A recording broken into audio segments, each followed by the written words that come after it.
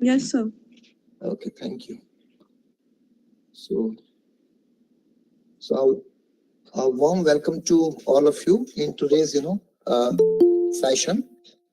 So today I'll be talking about the process of drug discovery, and the session is divided, into two parts. In the first session, I'll be talking mostly about the role of animals in drug discovery, which is known as preclinical research.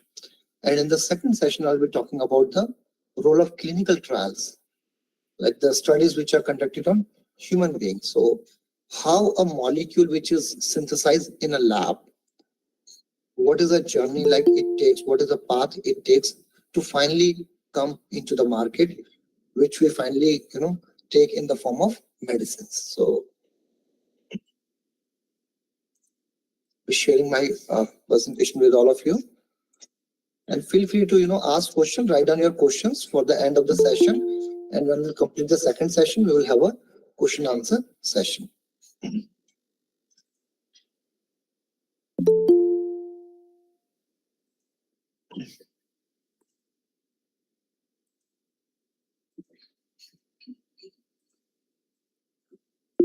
So I hope the presentation is visible to everyone and I'm audible too. Yes, sir. Okay, good, thank you.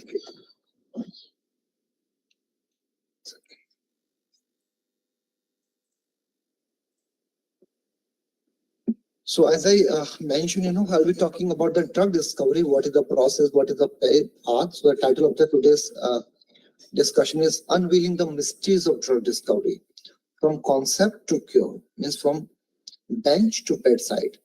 So, so before jumping into the topic, I would like to pay my tribute to Mahamana Malviya. Most of you might be knowing about this great personality, who is the founder of this beautiful temple of learning, Banaras Hindu University and IIT BHU, where I'm sitting today. So recently, BHU and IIT BHU has completed its 100 years of existence, if you know that. So this institute was developed around 1916 or 1919, and then just few years back we have completed the 100 years. In the honor of the same, Government of India has launched one postage stamp to celebrate the centenary year, Shatabdi Vars of BHU and IIT BHU. So before jumping, like what is drug discovery, you all should know about the significance and the importance of medicine in our lab.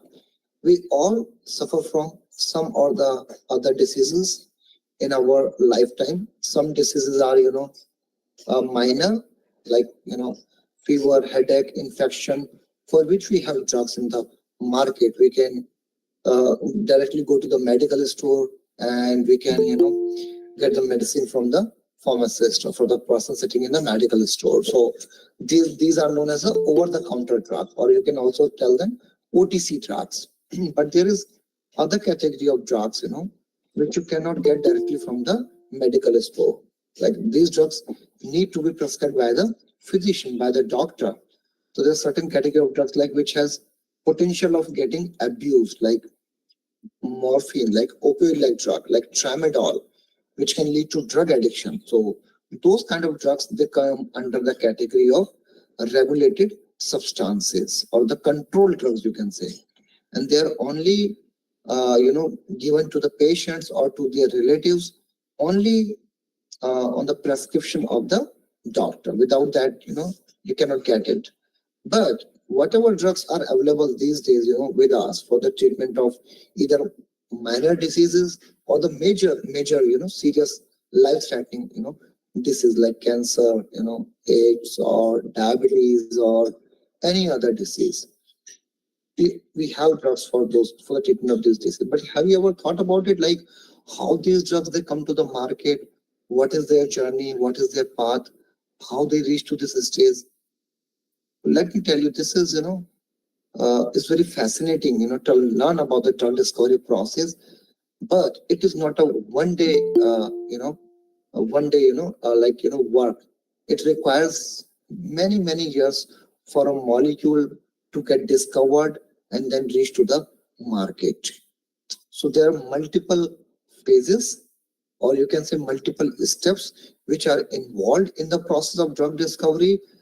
But other than that, there are billions or millions of dollars, which are associated as an expenses, or the cost basically for the development of these drugs, and then bringing these drugs to the market. So it takes a lot of money, a lot of time, and then a lot of resources. So just imagine the drug which has just launched into the market maybe today. The drug has been investigated in detail for its safety and efficacy like 10 to 15 years back. So this much research is has been done on this molecule, and that's why after finding that these molecules can treat the disease, and at the same time these molecules do not lead to any kind of side effects and toxicities. After confirming this, then only the molecule is available in the market, in the medical store, for the consumption by the patients. You can just imagine how cumbersome is this process and how much time consuming is it, along with involvement of huge expenses. Now, what are different steps which are associated with drug discovery? So if you have to broadly classify drug discovery, you can divide them into two major steps. One is the preclinical research, and second is the clinical research. So today's session I have divided accordingly. First half of first session will be about the preclinical research, how it is done, why it is important, and the second half of my talk will be on the clinical research. So what is the difference between preclinical and clinical? As the name indicates, preclinical means before clinical, clinical se pehle yaani ki. So everybody is comfortable with the language, Hindi, English, or you have any language preference?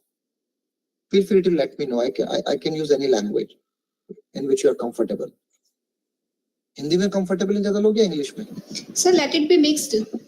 Okay, thank you. So अगर हम बात करें pre clinical research की, जैसा कि नाम indicate कर रहा है, pre clinical research means before clinic और बिफोर क्लिनिकल, यानी कि क्लिनिक से पहले.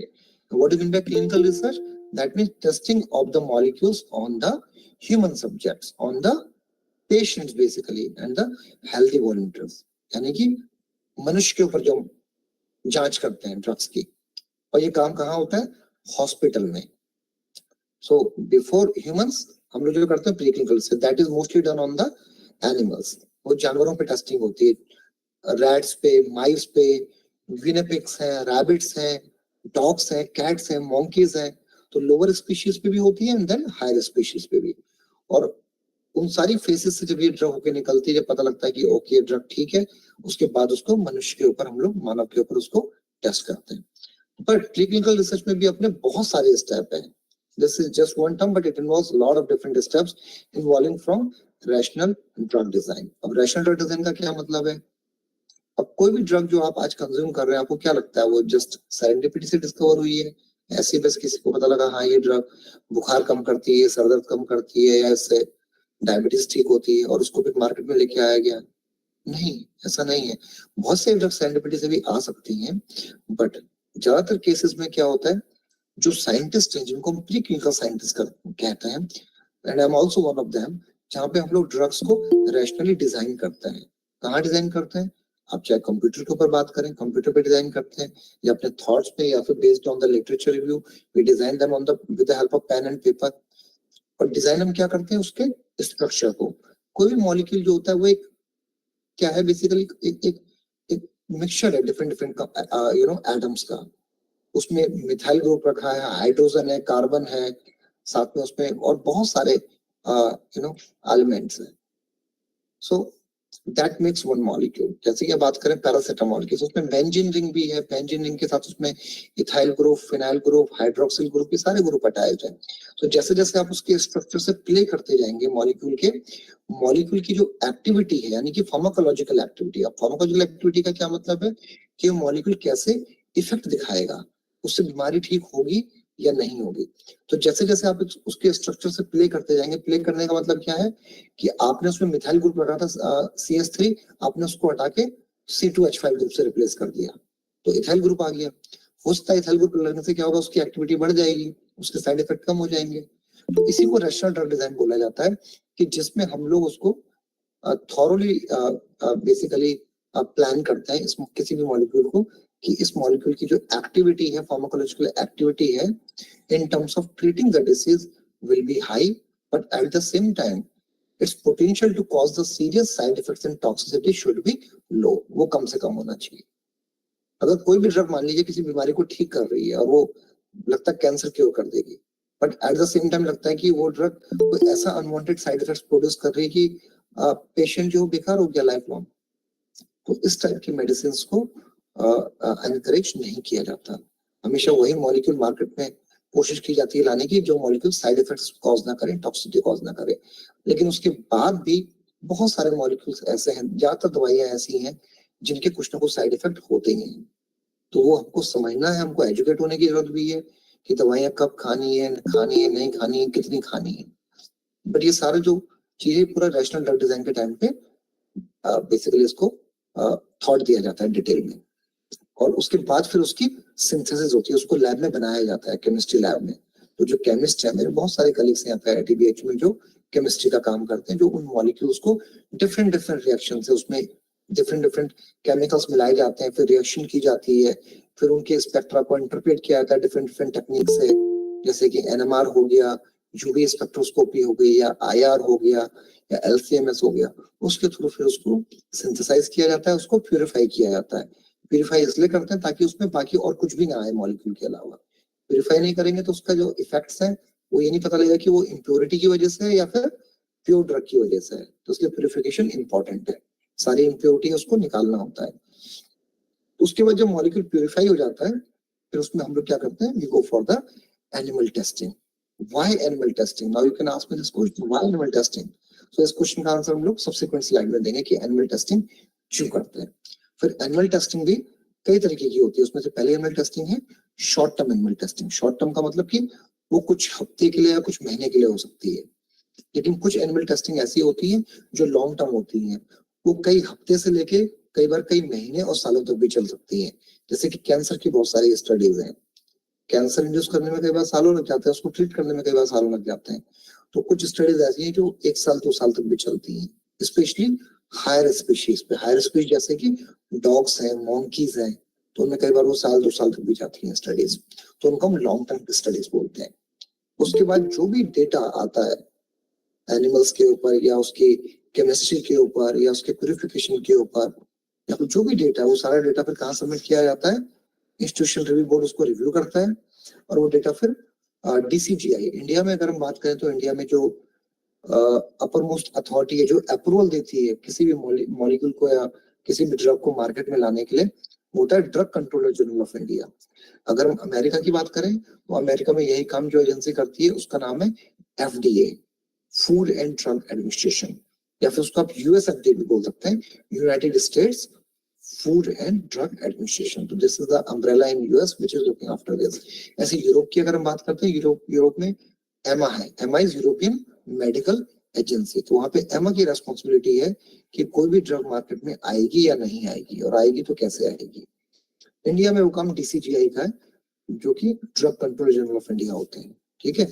तो to get the approval to conduct the further research on human beings, अब ये सारी स्टडीज कंप्लीट हो गई जहाँ पे आपने किसी मॉलिक्यूल को एनिमल्स में टेस्ट कर लिया। अब कंपनी को लगता है कि ये जो मॉलिक्यूल है ये कोई साइड इफेक्ट नहीं है और ये किसी भी डिसीज को ठीक कर सकता है, किसी पर्टिकुलर डिसीज को जिस पे आप रिसर्च कर रहे हैं। तो वो क्या करेगी कंपनी, उसका IND जो फॉर्म है, इसको इन्वेस्टिगेशन न्यू ड्रग बोलते हैं, उसको सबमिट करेगी DCGI के पास अप्रूवल लेने की। अप्रूवल किस चीज का, कि अब इस मॉलिक्यूल को ह्यूमंस के ऊपर टेस्ट किया जा सकता है। अब हमने एनिमल्स के ऊपर क्यों टेस्ट किया अगर हमको ह्यूमंस के लिए ड्रग बनानी है? It's very very very important to understand that कोई भी नया मॉलिक्यूल हम ह्यूमंस के ऊपर टेस्ट नहीं कर सकते। Humans are not guinea pigs, right? Humans are not the subject for testing, basically experiment. You never know वो पर्टिकुलर मॉलिक्यूल ह्यूमंस में जब जाएगा तो कैसे बिहेव करेगा, उसके साइड इफेक्ट बहुत हाई हो सकते हैं। तो we don't want to play with the life of the humans, we don't want to play with the life of the patients. तो इसके लिए हम लोग पहले जो प्रीलिमिनरी लेवल पे जो रिसर्च होती है वो एनिमल्स के ऊपर करते हैं।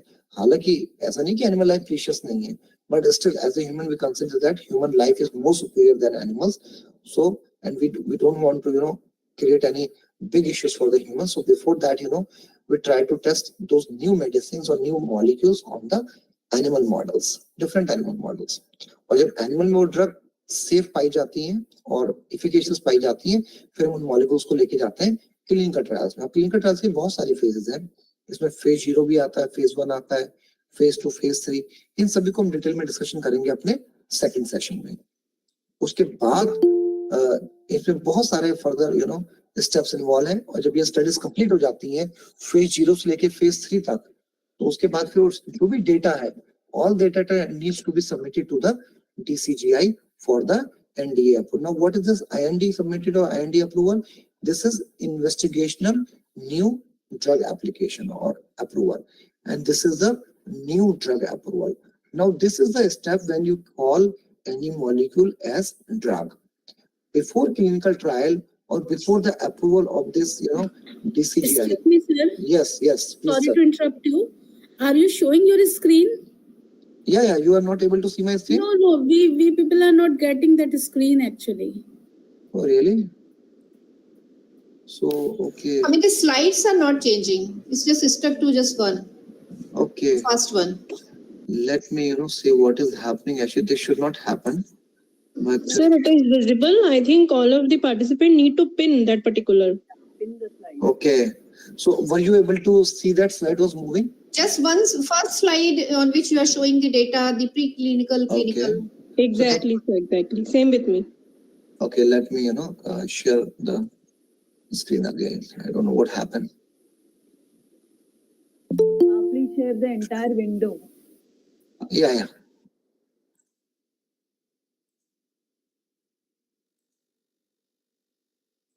So let me share initially also I shared the entire screen, but okay. Thank you for, bringing it to my notice.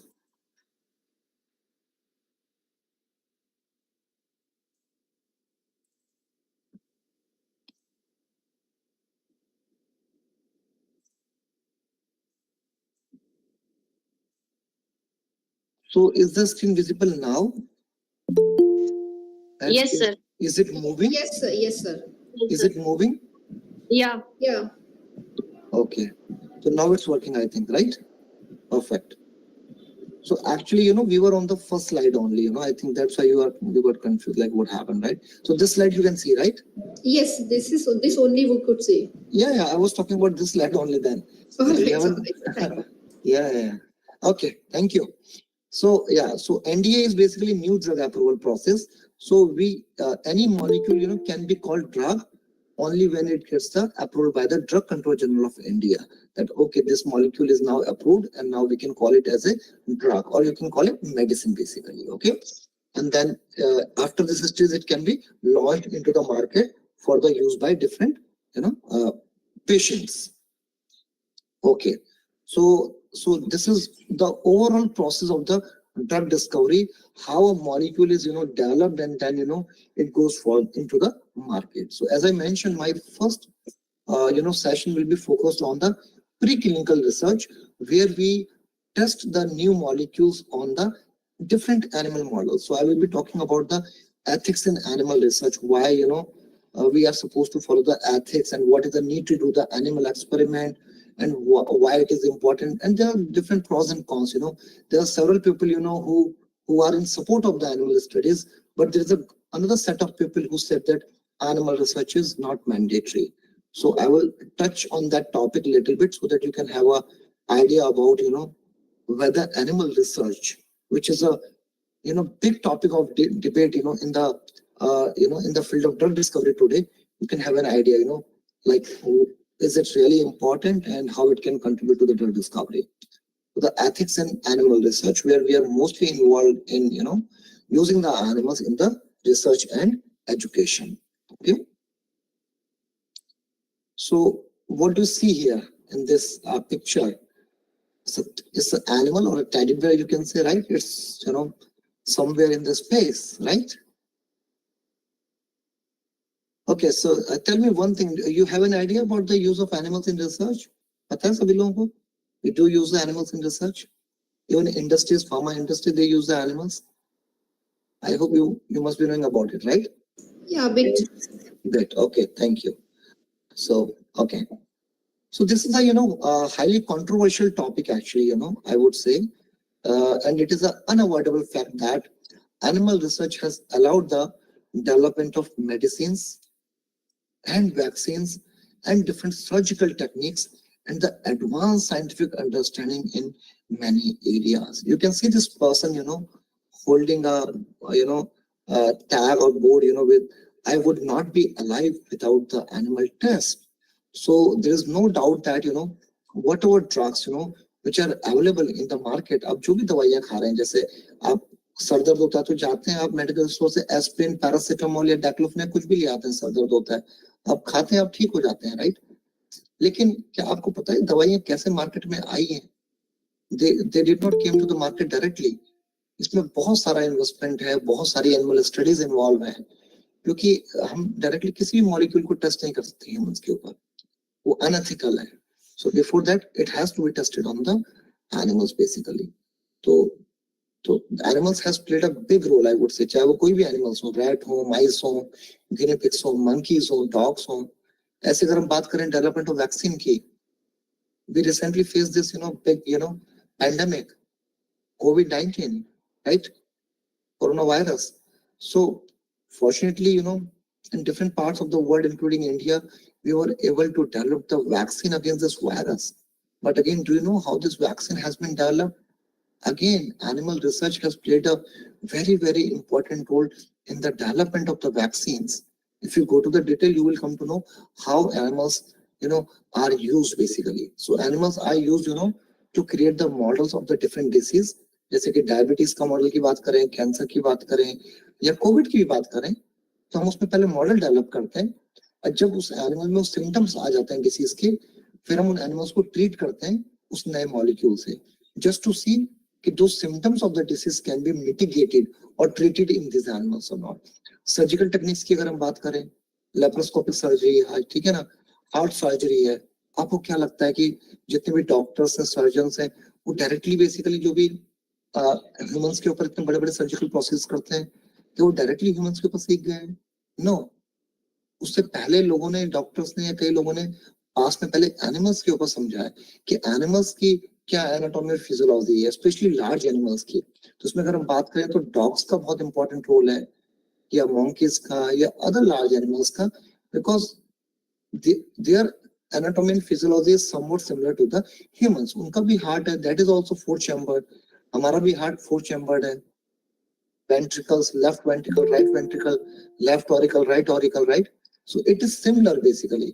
It is not 100% similar, but एक extent तक there is a similarity. जो anatomy है हमारी, यानी kidney हमारे पास भी 2 है, उनके पास भी 2 है, राइट?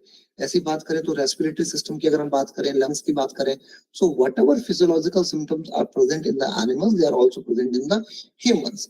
इसीलिए हम लोग एनिमल्स को यूज करते हैं रिसर्च में, और कोई कारण नहीं है, ठीक है ना? और बहुत हद तक जो फिजियोलॉजी है, फिजियोलॉजी भी सिमिलर है, बट 100% सिमिलर बिल्कुल भी नहीं है. सो इसीलिए बहुत सारे जो सर्जिकल प्रोसीजर्स हैं, काट पीट करनी है, ऑर्गन्स को देखना है कहाँ पे क्या है, तो वो एनिमल्स के ऊपर किया जाता है. मुझे अभी भी याद है, when I was in 11th standard और 12th standard, in our time, animals were allowed to be used for the teaching purpose. So हमारी बायोलॉजी की क्लास में, 11th क्लास में जो हमारी बायोलॉजी टीचर थी, उन्होंने हमको राइट का डायसेक्शन करके डिफरेंट ऑर्गन सिस्टम पढ़ाए थे, जैसे कि इनका रेस्पिरेटरी सिस्टम कहाँ पर होता है, इनका जीआईटी सिस्टम कहाँ पर है, गैस्ट्रोइंटेस्टाइनल ट्रैक्ट, स्मॉल इंटेस्टाइन कहाँ होती है, लार्ज इंटेस्टाइन कहाँ होती है, इनकी किडनी कहाँ पे है, इनके रिप्रोडक्टिव सिस्टम्स कहाँ पर है, टेस्टिस कहाँ है, ओवरीज कहाँ है, ये सारी चीजें डेमोन्स्ट्रेट की जाती थी, और बच्चों को खुद कहा जाता था कि आप इसको डायसेक्शन करके खुद ढूंढो. So it's a kind of training which once go early in the age, which helps them further to decide in which field they want to go, whether medical or engineering, whatever they want to go basically. But this is a part of training which everybody has to go. But उसके बाद फिर मेनका गांधी आई, उन्होंने बहुत सारे restriction लगाए, क्योंकि animals का बहुत मिसयूज भी हुआ है, उनकी लाइफ को बहुत लोगों ने मिसयूज भी किया अलग अलग तरीके से. तो she was a pro animal activist, and she has prepared so many guidelines, and she has gone to court even, and after that there was a lot of restriction on the animal use, especially for the teaching. But for research purpose, for the drug discovery purpose, animal research is still allowed in India and in other parts of the world as well. Without animal testing, it's very difficult to directly, say that, okay, ये molecule है, ये हम दे सकते हैं humans में. No, it's not possible. Mr. Excuse me, this dissection is banned, I believe, in these days in schools and For colleges. yes, for teaching it is banned, but for research, it is allowed. अगर हम बात करें for example B farm की, तो B farm में अभी animal experiments नहीं है, तो वहाँ पे बच्चों को इवन जो XYY एक्सपेरिमेंट हम लोग करवाते थे पहले, जिसमें एनिमल का टिश्यू निकाला, उसको ऑर्गन बाद में माउंट किया, एंड देन उसमें हम डिफरेंट ड्रग्स देके देखते थे कि basically there is a contraction or the relaxation of the tissues. All those experiments are banned now. So right now what we are doing for B.Pharm student, we are basically teaching it them by computational tools. There are softwares basically. जैसे कि जित पर पॉन्डिचेरी ने एक software develop किया, X-Farm. So there are different softwares which are there, So students को एक idea देने के लिए कि okay. Virtual labs are also used. Virtual labs, yeah, you can say. But yes, when they come to master degree, higher education in M.Pharm, at that time, they have to use the animals for their dissertation work, for their thesis work. And then in doctoral and postdoctoral research, of course, they have to work on both in vitro and in vivo studies. In vitro means the studies on the cell culture or test tube experiments where, they're using the cell lines isolated from, some animals or some species. And in vivo experiment means testing of the drugs on the animals, basically. So this is for the higher education only. Okay. So now, some of the examples of the benefits from the animal research, because as I mentioned, it's a highly controversial, area where, people are debating a lot, like, about the PETA, right? PETA is, people for ethical treatment on animals. So this is a, organization. You might have seen, several boys and girls, they're getting naked, on the roads and protesting, against the use of animals for research. Why they're getting naked? They are saying that we should not use the products, clothes, which are made up of animal skin. To some extent, they are right, because people have used, from past several years, different products, which are made from the skin or hairs of the animals or some other body parts of the animals. So their life is just getting, sacrificed for no use, basically, just for fulfilling our desires, basically, right? So at least for that purpose, we should not use the animal. So, but if we talk about the research, so sometimes they have concern about this part as well. So people are working a lot, try कर रहे हैं कि बहुत सारे alternatives ऐसे आ जाएं जहाँ पे हमको animals use ना करना पड़े. तो कुछ alternatives आए भी हैं, उसको हम discuss करेंगे किसी और दिन. But अभी भी animal studies are kind of mandatory for the drug discovery. अगर हम बात करें smallpox की, cow, right? So वैक्सीन, अगर आपको smallpox वैक्सीन की अगर स्टोरी पता हो, तो एक साइंटिस्ट है Edward Jenner. So what happened, he observed that जो बेसिकली मिल्क मेड होते हैं, जो बेसिकली दूध बांटने का काम करते हैं, काऊ के साथ रहते हैं, बेसिकली उनको कभी स्मॉलपॉक्स नहीं होता था. बट जबकि उन्होंने देखा बाकी लोगों को स्मॉलपॉक्स हो रहा है. So what is the reason? Then he realize कि जो मिल्क मेड्स हैं, उनकी बॉडी में एक एंटीबॉडी डेवलप हो गई है basically against the smallpox. Smallpox जो है एंटीजन है. जैसे हम बात करें कोरोना की, कोरोना क्या है? बेसिकली वायरस है. वो वायरस एक एंटीजन की तरह काम कर रहा है, और जब वो एंटीजन बॉडी में एंटर हुआ तो बॉडी की जो इम्यूनिटी है उसने रिएक्ट किया.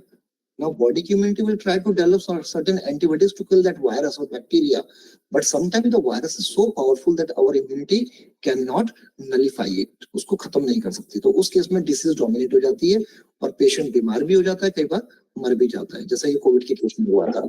तो बट स्मॉल पॉक्स के केस में उन्होंने क्या देखा कि जो काउ मेट्स हैं जो कंटिन्यूसली एक्सपोज हो रहे हैं over a period of time, तो उनकी बॉडी में एंटीबॉडी का कंसंट्रेशन इतना ज्यादा पाया गया स्मॉल पॉक्स के अगेंस्ट कि उनको स्मॉल पॉक्स होती नहीं थी डिसीज.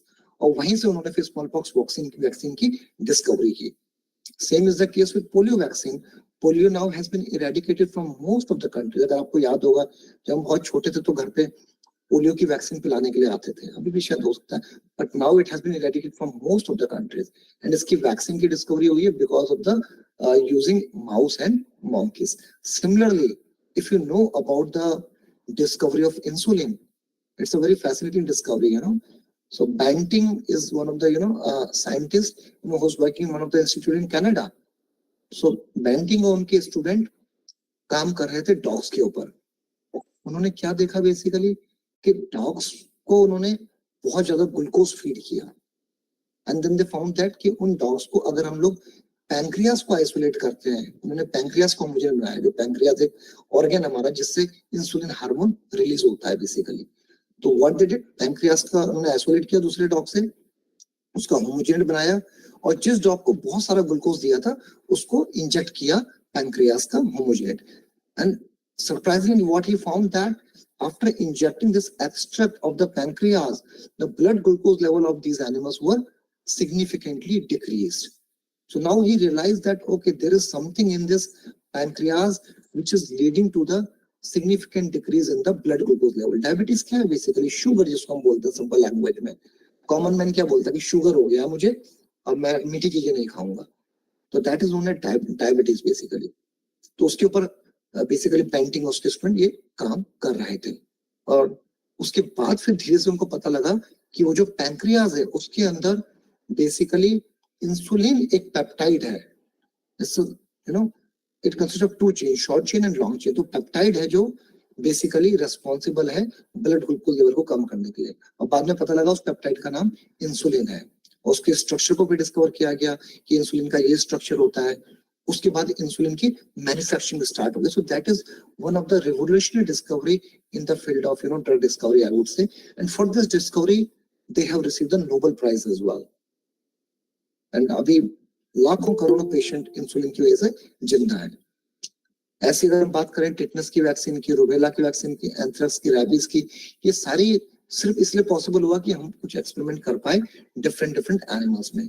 अगर हम मलेरिया की लाइफ साइकिल की बात करें तो पिजन की वजह से, ट्यूबरकुलोसिस की बात करें, टाइफस की बात करें, या फंक्शन ऑफ न्यूरॉन्स की बात करें कि न्यूरॉन्स कैसे काम करते हैं, ये काम तो हम ही लोग करते हैं अपनी लैब में IIT BHU में, जहाँ पे हम लोग वर्क कर रहे हैं डिफरेंट एनिमल मॉडल्स पे, अल्जाइमर डिसीज के, या फिर न्यूरोपैथिक पेन के, या फिर हम बात करें पार्किंसन डिसीज की. बहुत सारे न्यूरोलॉजिकल डिसऑर्डर ऐसे हैं जो जिसके कोई ट्रीटमेंट ही नहीं है हमारे पास. तो उसके मॉडल डेवलप करते हैं हम लोग लैब में, और फिर जो मॉलिक्यूल सिंथेसाइज होते हैं उनकी टेस्टिंग की जाती है to find out whether we can treat that disease और नॉट. सो उसके लिए हम लोग ज्यादातर रैट और माउस के ऊपर काम करते हैं. ऐसे डिस्कवरी ऑफ एंटीकोगुलेंट की बात करें जो कि बेसिकली बहुत यूज होता है ब्लड ट्रांसफ्यूजन में और बहुत सारे पेशेंट की लाइफ बचाने में, it is because of cats. Penicillin की डिस्कवरी माउस में. ओपन हार्ट सर्जरी की बात करें, कार्डियक पेसमेकर की बात करें जो कि बहुत एक इंपॉर्टेंट सर्जरी और इम्पोर्टेंट एरिया है आज के डेट में जो कार्डियक सर्जन्स करते हैं. तो ये सारी डॉग की वजह से पॉसिबल है. डॉग के ऊपर पहले प्रैक्टिस किया गया, समझा गया कैसे होता है. Organ transplantation, all these things have been done in the animals first. Laparoscopic surgical technique की बात करें तो pigs के ऊपर basically. तो ये सारी चीजें तभी evolve हुई when they have been worked out in animals first. Now even clone. Yeah, cloning की अगर हम बात करें definitely, right? So there are a lot of other things basically which are possible just because of the animal experimentation. अगर हम बात करें कि इसका मैग्नीट्यूड कितना है, you can just imagine, it is almost 50 to 100 million animals which are used in research each year. Can you imagine? This is such a huge number. Now, if we talk about the measuring pain in suffering in animals, right? Because we always make sure that if we are using animals in our research, they should not have any kind of pain or suffering. उन्हें कोई तकलीफ नहीं होनी चाहिए, क्योंकि हम उनको use कर रहे हैं तो एथिकली मॉरली हमारी रिस्पॉन्सिबिलिटी है कि हम उनको प्रॉपरली यूज करें और उनकी उसके सफरिंग नहीं होनी चाहिए, जो कि हालांकि बड़ा मुश्किल होता है कई बार. But the question is that how to measure the pain and suffering in animals. Human beings तो बता सकते हैं कि ठीक है, अगर हमने कोई प्रोसीजर किया, कट मारा, कुछ किया, तो वी कैन टेल कि हाँ दर्द हो रहा है, पेन हो रहा है, इतना दर्द हो रहा है. एनिमल्स कैसे बताएंगे? They cannot tell. We cannot understand their language. तो अगर बात करें US Department of Agriculture की, USDA, which is a big organization in America, according to them, a painful procedure is one that would reasonably be expected to cause more than slight or momentary pain or distress in a human being to which the procedure was applied. So now they are saying कोई भी ऐसा procedure जो कि वही हम painful consider करेंगे जो कि ह्यूमन बीइंग्स पे पेन और डिस्ट्रेस कॉज कर रहा हो. So now do you think it is a valid way to measure the suffering in animal test? We are saying कोई भी प्रोसीजर जो ह्यूमंस में पेन कॉज करता है वो बेसिकली प्रोसीजर पेनफुल है एनिमल्स के लिए. Can you please mute yourself? Please mute.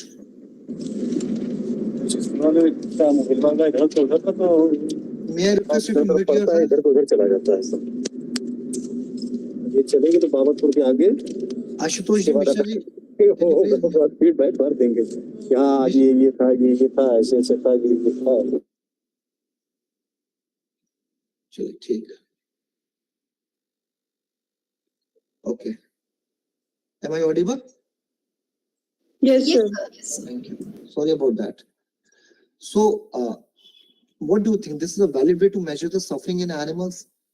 Like we are saying, एक ऐसा प्रोसीजर जो कि ह्यूमन में पेन और डिस्ट्रेस कर रहा है, वो प्रोसीजर जो है एनिमल में पेनफुल होगा. No, it is not the right way.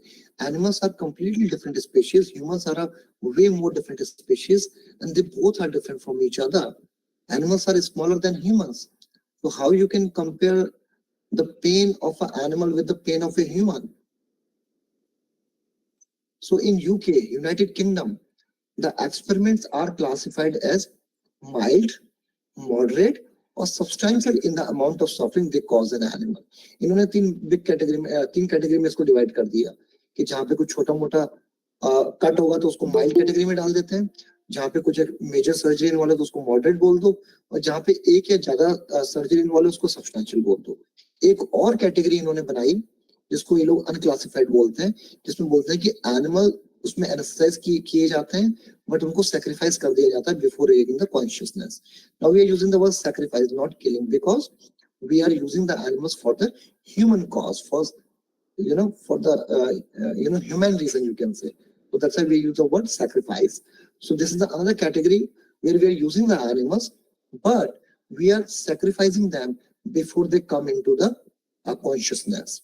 And ये कैटेगरी तब होती है जब हमको उनके एनिमल के टिश्यूज निकालने होते हैं, ऑर्गन्स निकालने होते हैं.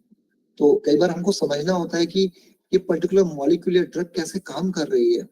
अगर हम फॉर एग्जाम्पल ब्रेन की बात करें तो कोई न्यूरोलॉजिकल डिसऑर्डर के ऊपर काम कर रहा है, for example Alzheimer, learning and memory. हमने कोई ड्रग दिया, मॉलिक्यूल दिया, हमने देखा ओके इस मॉलिक्यूल से एनिमल की लर्निंग और मेमोरी जो है वो इंप्रूव हो रही है. Now animal can think better, can do a particular task in a much better way. But the question is that how this molecule is working. वो कौन से प्रोटीन है, कौन से टारगेट है, कौन से एंजाइम है जिसको हिट कर रहा है. तो उसके लिए फिर बहुत सारी स्टडीज करनी होती है, जिसमें आरटीपीसीआर भी होता है, जिसमें एमआरएनए एक्सप्रेशन चेक किए जाते हैं, वेस्टर्न ब्लॉटिंग होती है जहाँ पे प्रोटीन्स के एक्सप्रेशन चेक किए जाते हैं. तो वहाँ पे एनिमल के टिश्यूज की रिक्वायरमेंट होती है, तो वहाँ पे एनिमल को सेक्रीफाइस करना होता है. तो उसमें डिसीज की पैथोफिजियोलॉजी भी स्टडी हो जाती है, डिसीज क्यों हो रही है और ये जो पर्टिकुलर ड्रग है कैसे काम कर रहा है वो भी पता लग जाता है. तो वो फोर्थ कैटेगरी ऑफ एक्सपेरिमेंट होता है. Now the question is that whether animal testing is morally right or wrong. So as I mentioned in the beginning, it's a topic of huge debate, and there's always an argument between pro-animal testing parties and the opponents to animal testing. It always hinges on whether it is ethical or not.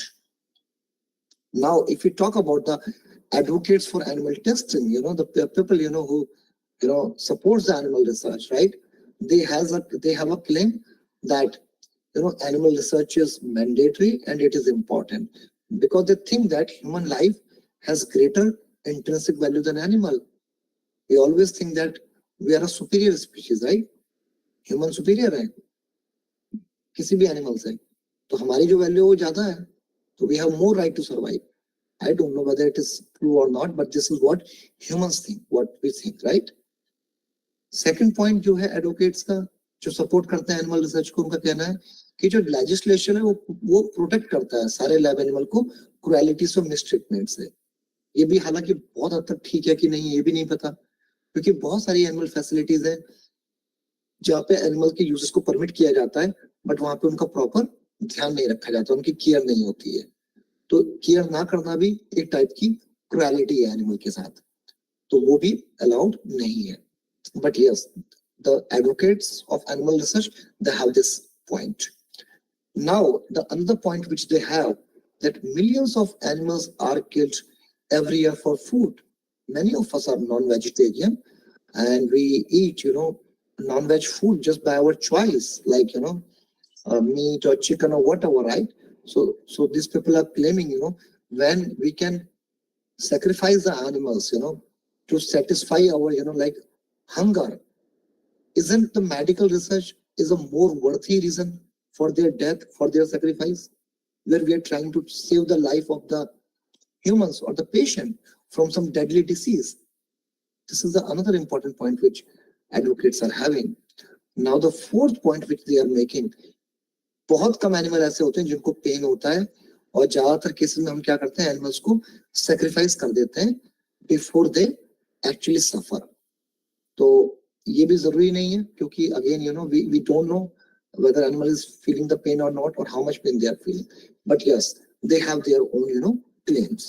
वहीं पे अगर हम बात करें opponents की, opponents to the animal research who think that कि animal research जो है उसको बैन कर देना चाहिए, animal research नहीं होनी चाहिए.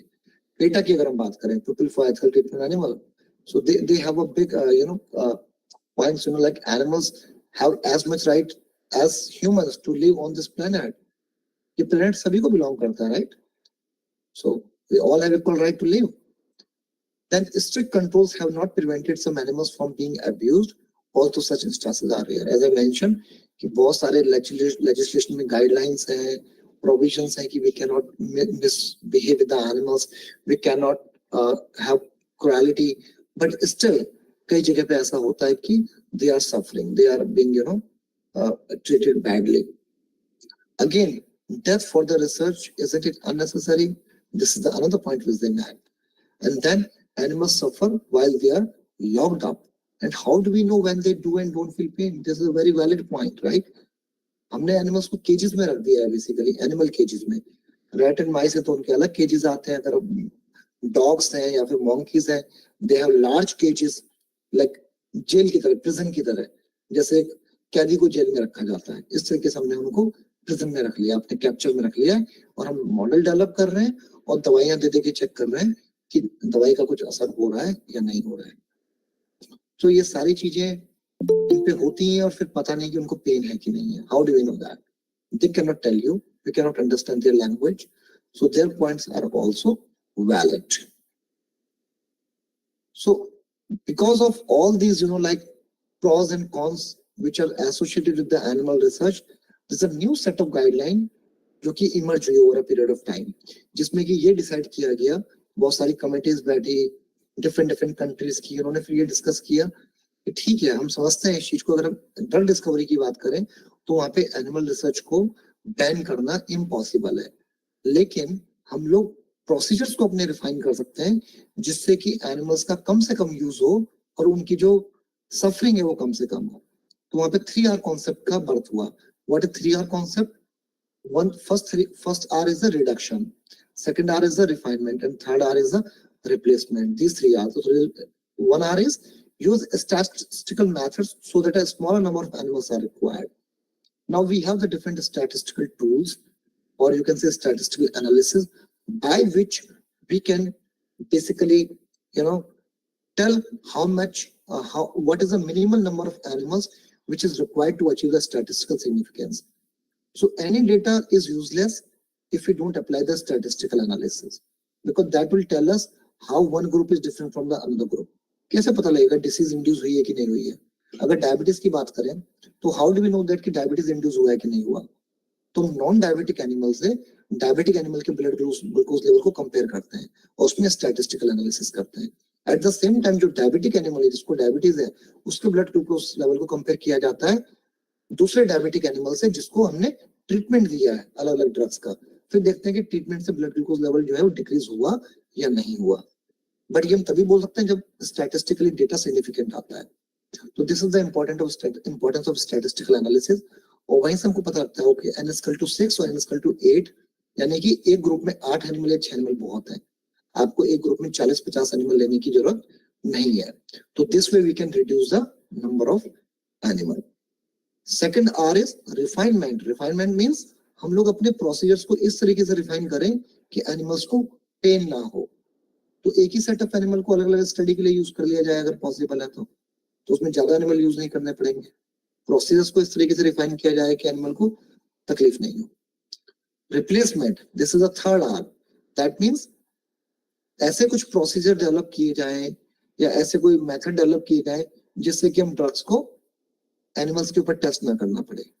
तो scientist are working in this area also which is known as alternative to animal experiment, but I think we are still far away from this and it will take some more time.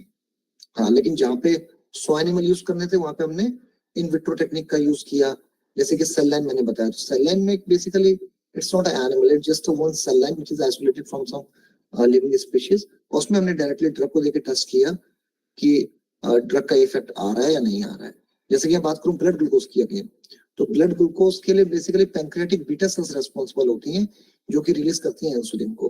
तो हमें पूरा animal use करने की जरूरत नहीं है, हम beta pancreas की बीटा सेल्स को ले लेंगे, उनको हम कल्चर जो प्लेट होती है प्लास्टिक की उसमें कल्चर करेंगे और हम उसको मीडिया भी देंगे, ऑक्सीजन भी देंगे, सारे न्यूट्रिएंट्स देंगे ताकि सेल जो है वो मरे नहीं, अलाइव रहे।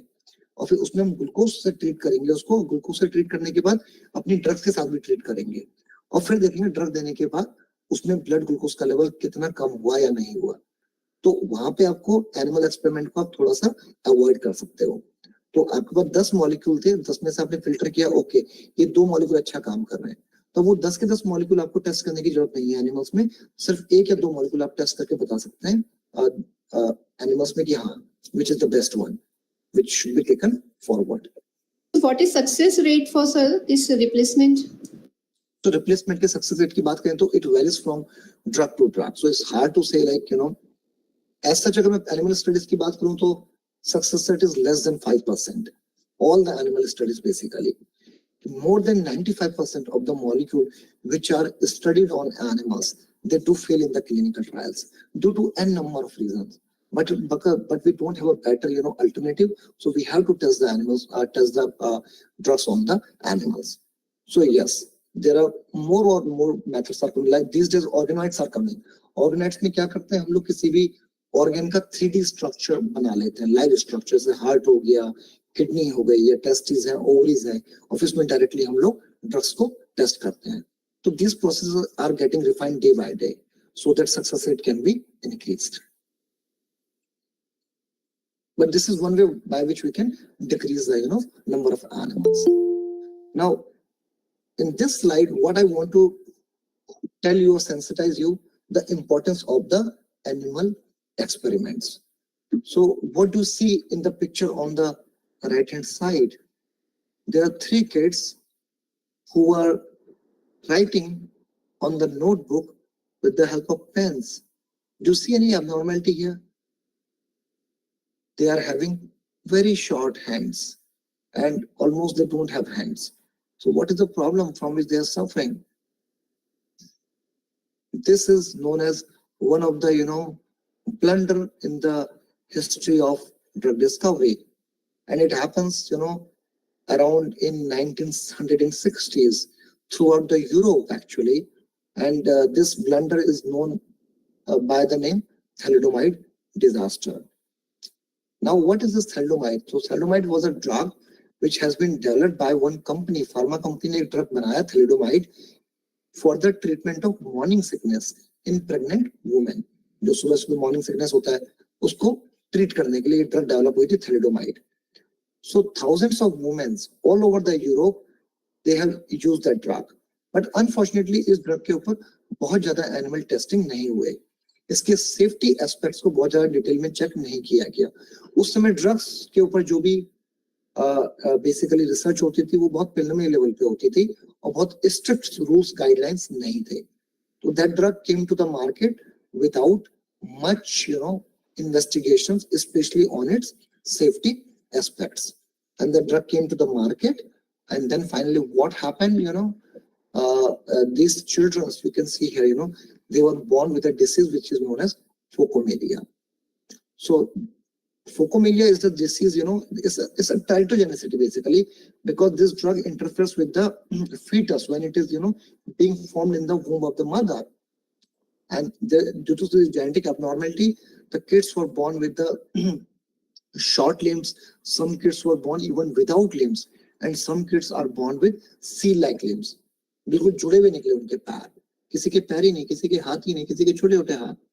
ये बच्चे आज भी जिंदा हैं, बड़े हो गए, एडल्ट हो गए, और इनकी लाइफ इतनी मिजरेबल है कि मतलब आपको बता भी नहीं सकता हूँ। कंपनी ने बहुत कंपनसेशन भी दिया इनके पेरेंट्स को, इनकी फैमिली को, बट वो कंपनसेशन इनकी लाइफ को कभी भी बेटर नहीं कर पाया। And it has happened just because of one biggest mistake, that उस मॉलिक्यूल को प्रॉपरली एनिमल्स में टेस्ट नहीं किया गया फॉर इट्स टेरेटोजेनिक पोटेंशियल, तो जीनोटॉक्सिसिटी जो इंड्यूस करता है ये।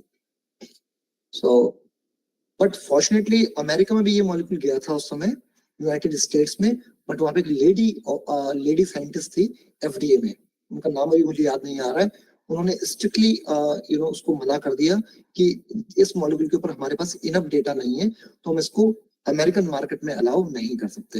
And fortunately whole America was saved from that tragedy. You just imagine the wiseness of one scientist has saved the whole America from this tragedy, from which जिसको Europe जिससे नहीं बच पाया।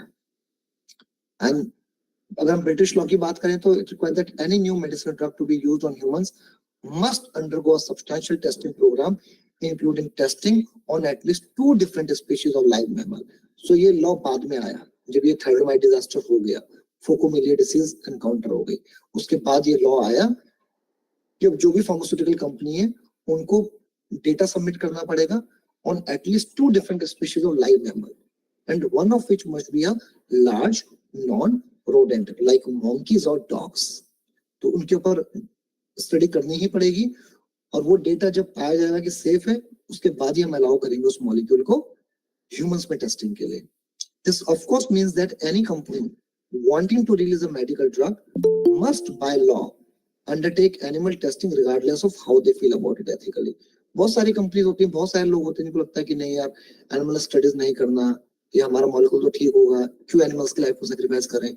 No, doesn't matter whatever you feel personally about the animals, it doesn't matter.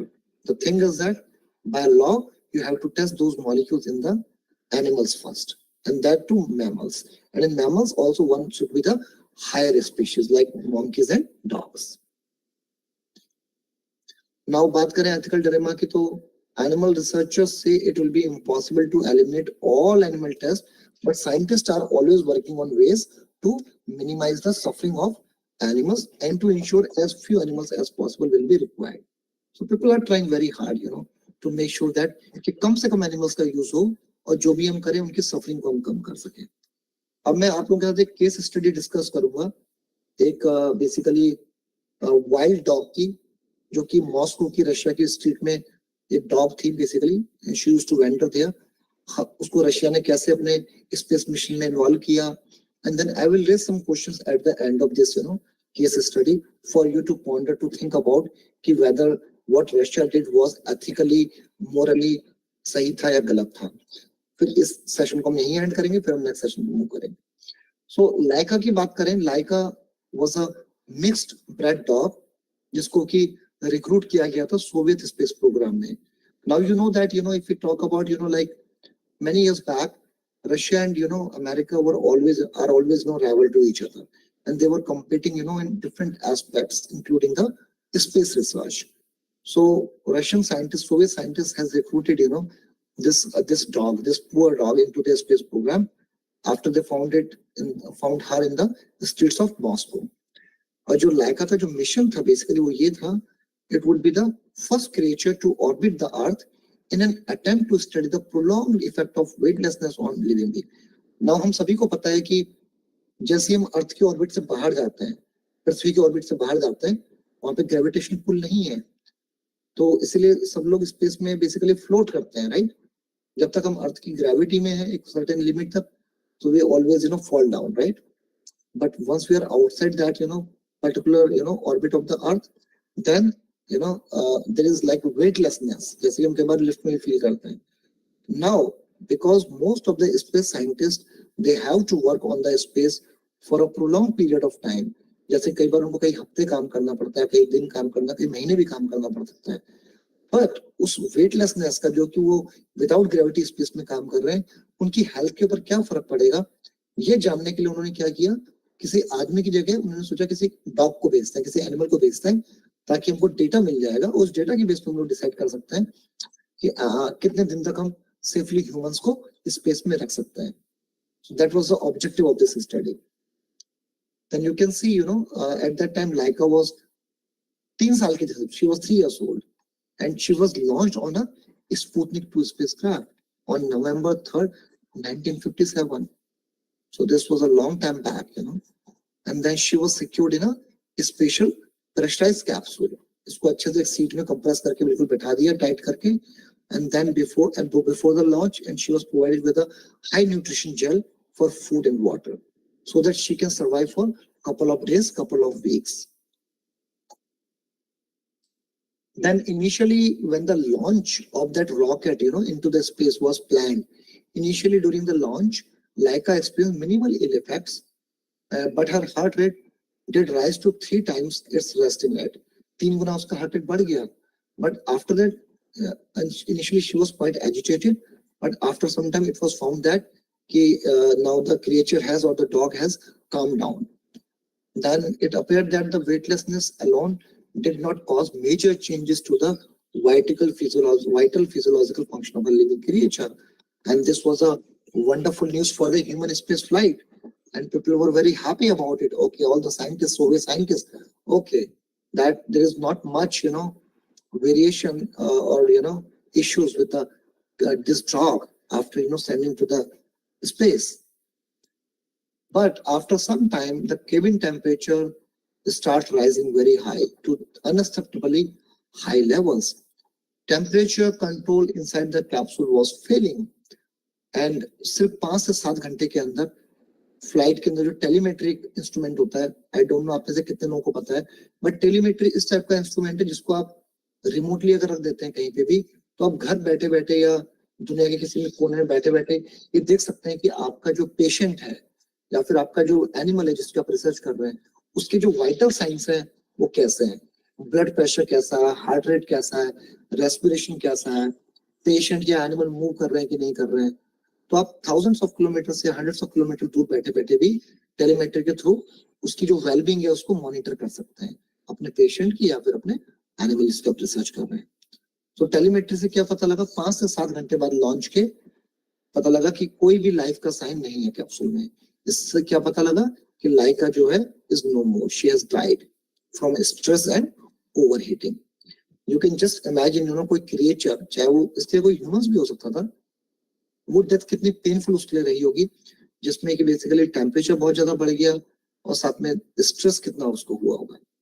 So that is really a painful death, I would say, for a creature. After this, came into the notice of, media, from all over the world. So protests from animal protection groups has happened around the world.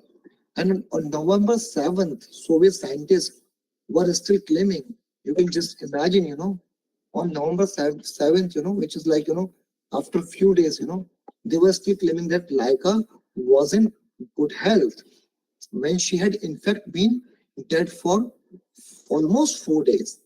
You can just imagine how unethical, kitna galat hai, matlab kitna unethical hai. So eventually the truth of the dog's fate emerged, and on November 11th, जो Soviet scientist थे उन्होंने confirm किया कि Laika is no more, Laika is dead now. और जो उसका exact cause था लाइका के डेथ का, वो कई सालों तक, कई डिकेड्स तक, 10, 20, 30, 40 साल तक मिस्ट्री बना रहा। उन्होंने किसी को नहीं बताया कि लाइका की डेथ कैसे हुई। They hide the facts and the truth from the world. And eventually Laika became a hero to the Soviet people and captured the imagination of the whole world. You can see, there were postage stamps, on the name of Laika, Russian postage stamps, and then, in the comics, in the cartoons, and a lot of places, Laika, has came, and she got, place. But, the question is that whether the sacrifice of Laika was justified for the progress of space technology. It is still a highly debatable question in the context of ethics of animal research. And the political climate and the tension between the United States and the Soviet Union during the space race meant that the ethical consideration of the missions were not completely considered.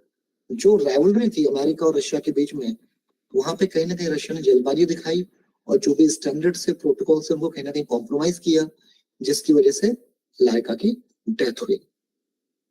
That could be one of the reasons that they were in hurry basically to launch, to be the first basically to reach, to send one live living creature, in space. So there are certain points, for you to ponder and think about, So do you think the mission was justified? Another question which people have debated for a long time, how could the experiment have been improved? Was the outcome of putting the first man in space a valid aim for sacrificing the life of the Laika? Did the fact that the Russian scientists covered up Laika's death make up the experiment more unethical? Because whatever one should do, they should not hide the truth. They should, do it with ethics, with morals, with principles. So this was the, different, like questions which I think, I wanted to bring, in front of you to think about, whether, the animal studies, how they are important and what are the different considerations one should pay, and this case study with all of you, like what has done. But this is not the only case study. There are a lot of other case studies, and things, which are there in the field of drug discovery and animal research. So we will take a quick break, if you have certain questions, any questions, in this topic, feel free to ask me. And then, we will open the next session maybe around, 5:45 or maybe around 6 p.m. But if you have any questions, feel free to ask me for this particular session. In the next session, we will be talking about the human studies or testing of drugs in the human beings. Dr. Sakit, yeah, please ask. Hi, this is a very interesting session. You discussed about the ethical regularities of drug testing. So one question that arises in my mind is that usually all these tests take a very long time to perform. Yes. And some effects are momentarily, you can see those effects very quickly, and some effects can be seen after a very long period of drug administration. So recently we have noticed that the drug discovery of COVID-19 happened very rapidly. So how did it happen so quickly? Yeah, very good question, Dr. Devnath. So I think everybody has got the question what Dr. Devnath is asking. He said that we all know that drug discovery is a very slow process where sometimes it takes, many years for a molecule to enter into the market. But especially in case of COVID-19, the drug and the vaccine especially for the treatment of COVID has came to the market very fast, within few months, I would say, right? Even less than a year. So that's a very good question. So let me tell you one thing, whenever there are certain conditions, like COVID-19 pandemic, where, thousands or lakhs of people are dying overnight, it's a kind of, emergency situation for the whole world. And then all the resources and all the people, they start working in that direction and pulling all the, resources in that direction. But again, let me tell you one thing. They were able to develop the vaccine in a time-bound manner. But if we talk about the safety aspects of the COVID-19 vaccine, they are still not clear. We don't know. Any of the scientists, all over the world don't know what are the repercussions in terms of its safety basically on the human system, on the living system. Because if you're consuming one drug today, you might not encounter any side effect or toxicities quickly, right?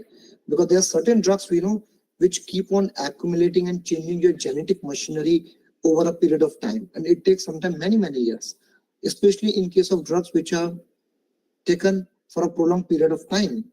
For example, drugs for the treatment of diabetes, drugs for the treatment of hypertension, blood pressure, right? तो वहाँ पे drug patient को basically daily खाना है और कई बार life long खाना होता है.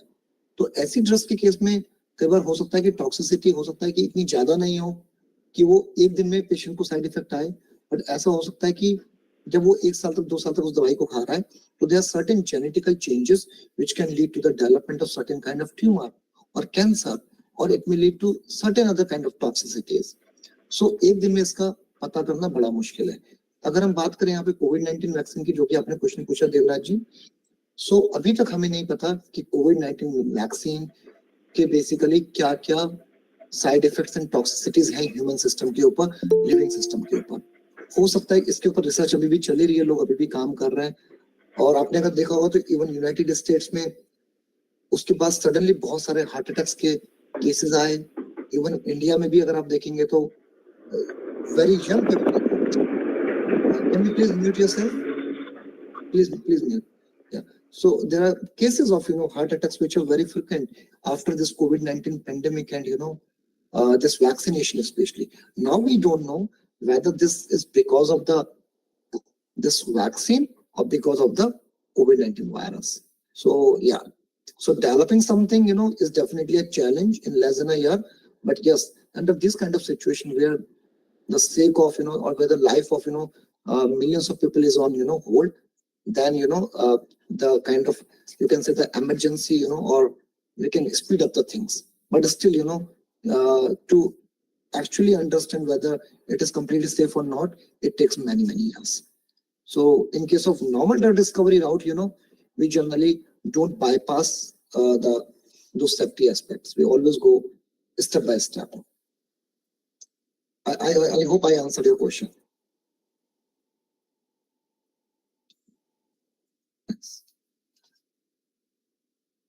Any other questions?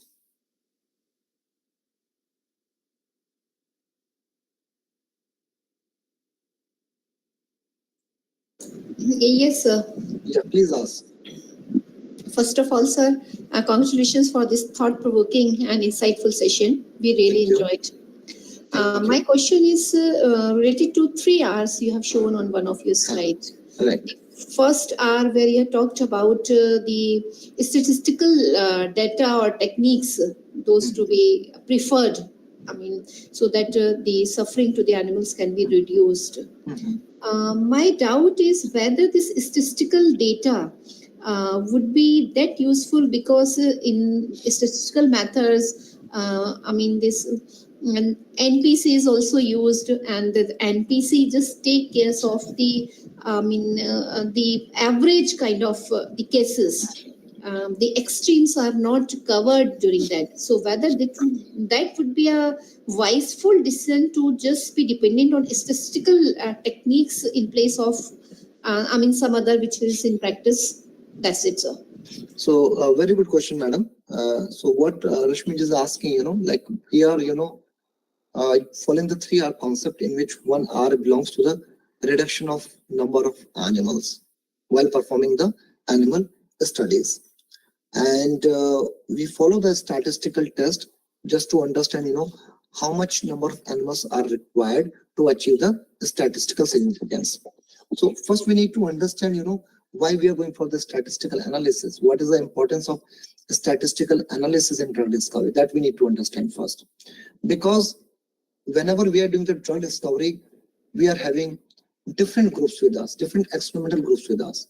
One group will be a healthy control group, which is, for example, in case of diabetes, for example, non-diabetic in nature, जिसका ब्लड ग्लूकोज लेवल आपका normal है. सेकंड ग्रुप जो आपका रहेगा वो डायबिटिक रहेगा, जिसमें हमने कोई ड्रग्स दिए हैं और डायबिटीज को इंड्यूस किया है, जिनका ब्लड ग्लूकोज लेवल बहुत हाई रहेगा. अब तीसरा ग्रुप वो ग्रुप होगा जहाँ पे आपने डायबिटीज इंड्यूस की है और साथ में आपने उसको ऐसे टेस्ट मॉलिक्यूल दिए हैं जिनको आप एंटी डायबिटिक क्लेम कर रहे हैं कि this molecules can be the anti diabetic. And fourth group ऐसा रहेगा जहाँ पे आप स्टैंडर्ड जो ड्रग है मार्केट में अवेलेबल है एंटी डायबिटिक ड्रग, उसको आप दे रहे हैं ताकि आप कंपेयर कर सकें कि आपकी ड्रग मार्केटेड ड्रग से ज्यादा पोटेंट है या कम पोटेंट है, मींस उसका इफेक्ट ज्यादा है या कम है. नाउ ये सारे जितने भी बेसिकली ग्रुप्स हैं, इनमें जो भी ऑब्जर्वेशन है, आउटकम मेजर है, वो यहाँ पे ब्लड ग्लूकोज लेवल है. तो कहीं पे आप एक्सपेक्ट ये कर रहे हैं कि ब्लड ग्लूकोज लेवल बढ़ेगा बेसिकली, जैसे कि मैं डायबिटिक ग्रुप की बात करूं. एट द सेम टाइम आप टेस्ट ड्रग में ये एक्सपेक्ट कर रहे हैं कि ब्लड ग्लूकोज लेवल जो है वो देने के बाद कम हो जाएगा. नाउ ये जो भी हम बात कर रहे हैं काफी मतलब सब्जेक्टिव है, कहीं पे कम हो रहा है, कहीं पे ज्यादा हो रहा है. इसका क्या मतलब है? So until unless we don't apply the statistical analysis, we cannot claim whether this data has any value or not.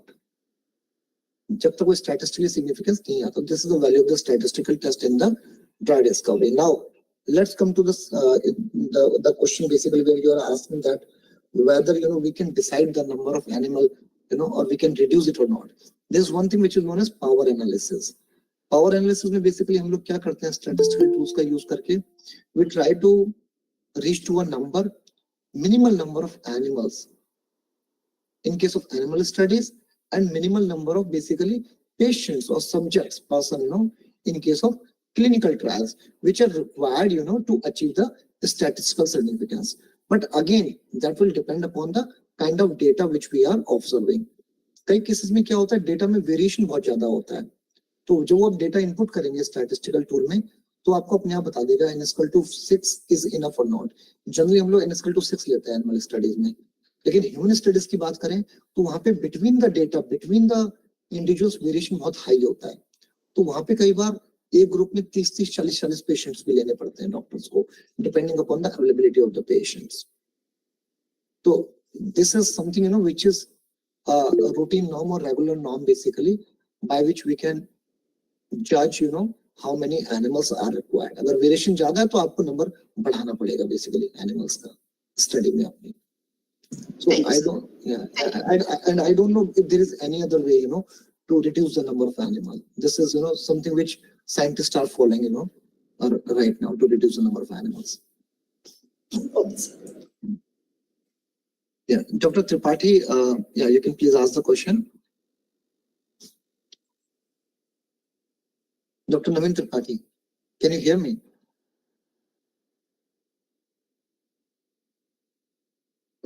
Sorry, sir, it was by default, it was just... Okay, no problem. Yes.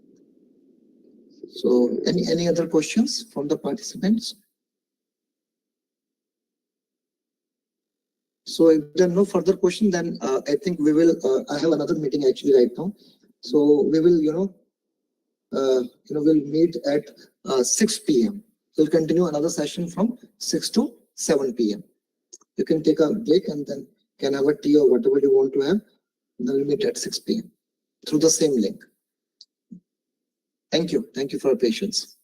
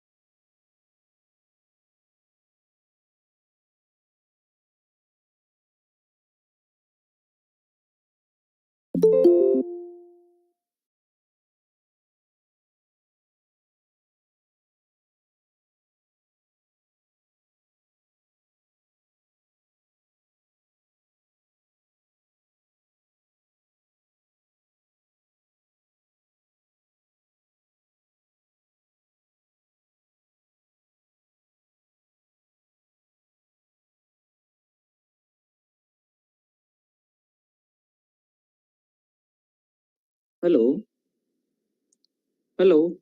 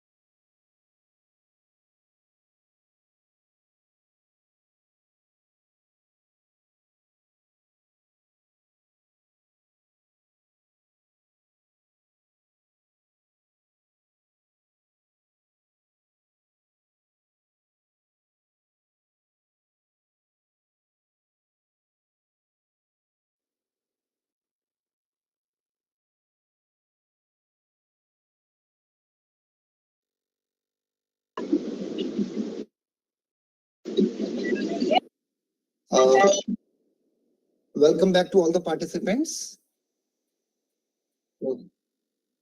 Yeah, I request everyone to kindly, mute your systems so that we can continue with the second session of the program. Good evening. Good evening. So let me share my entire screen with all of you.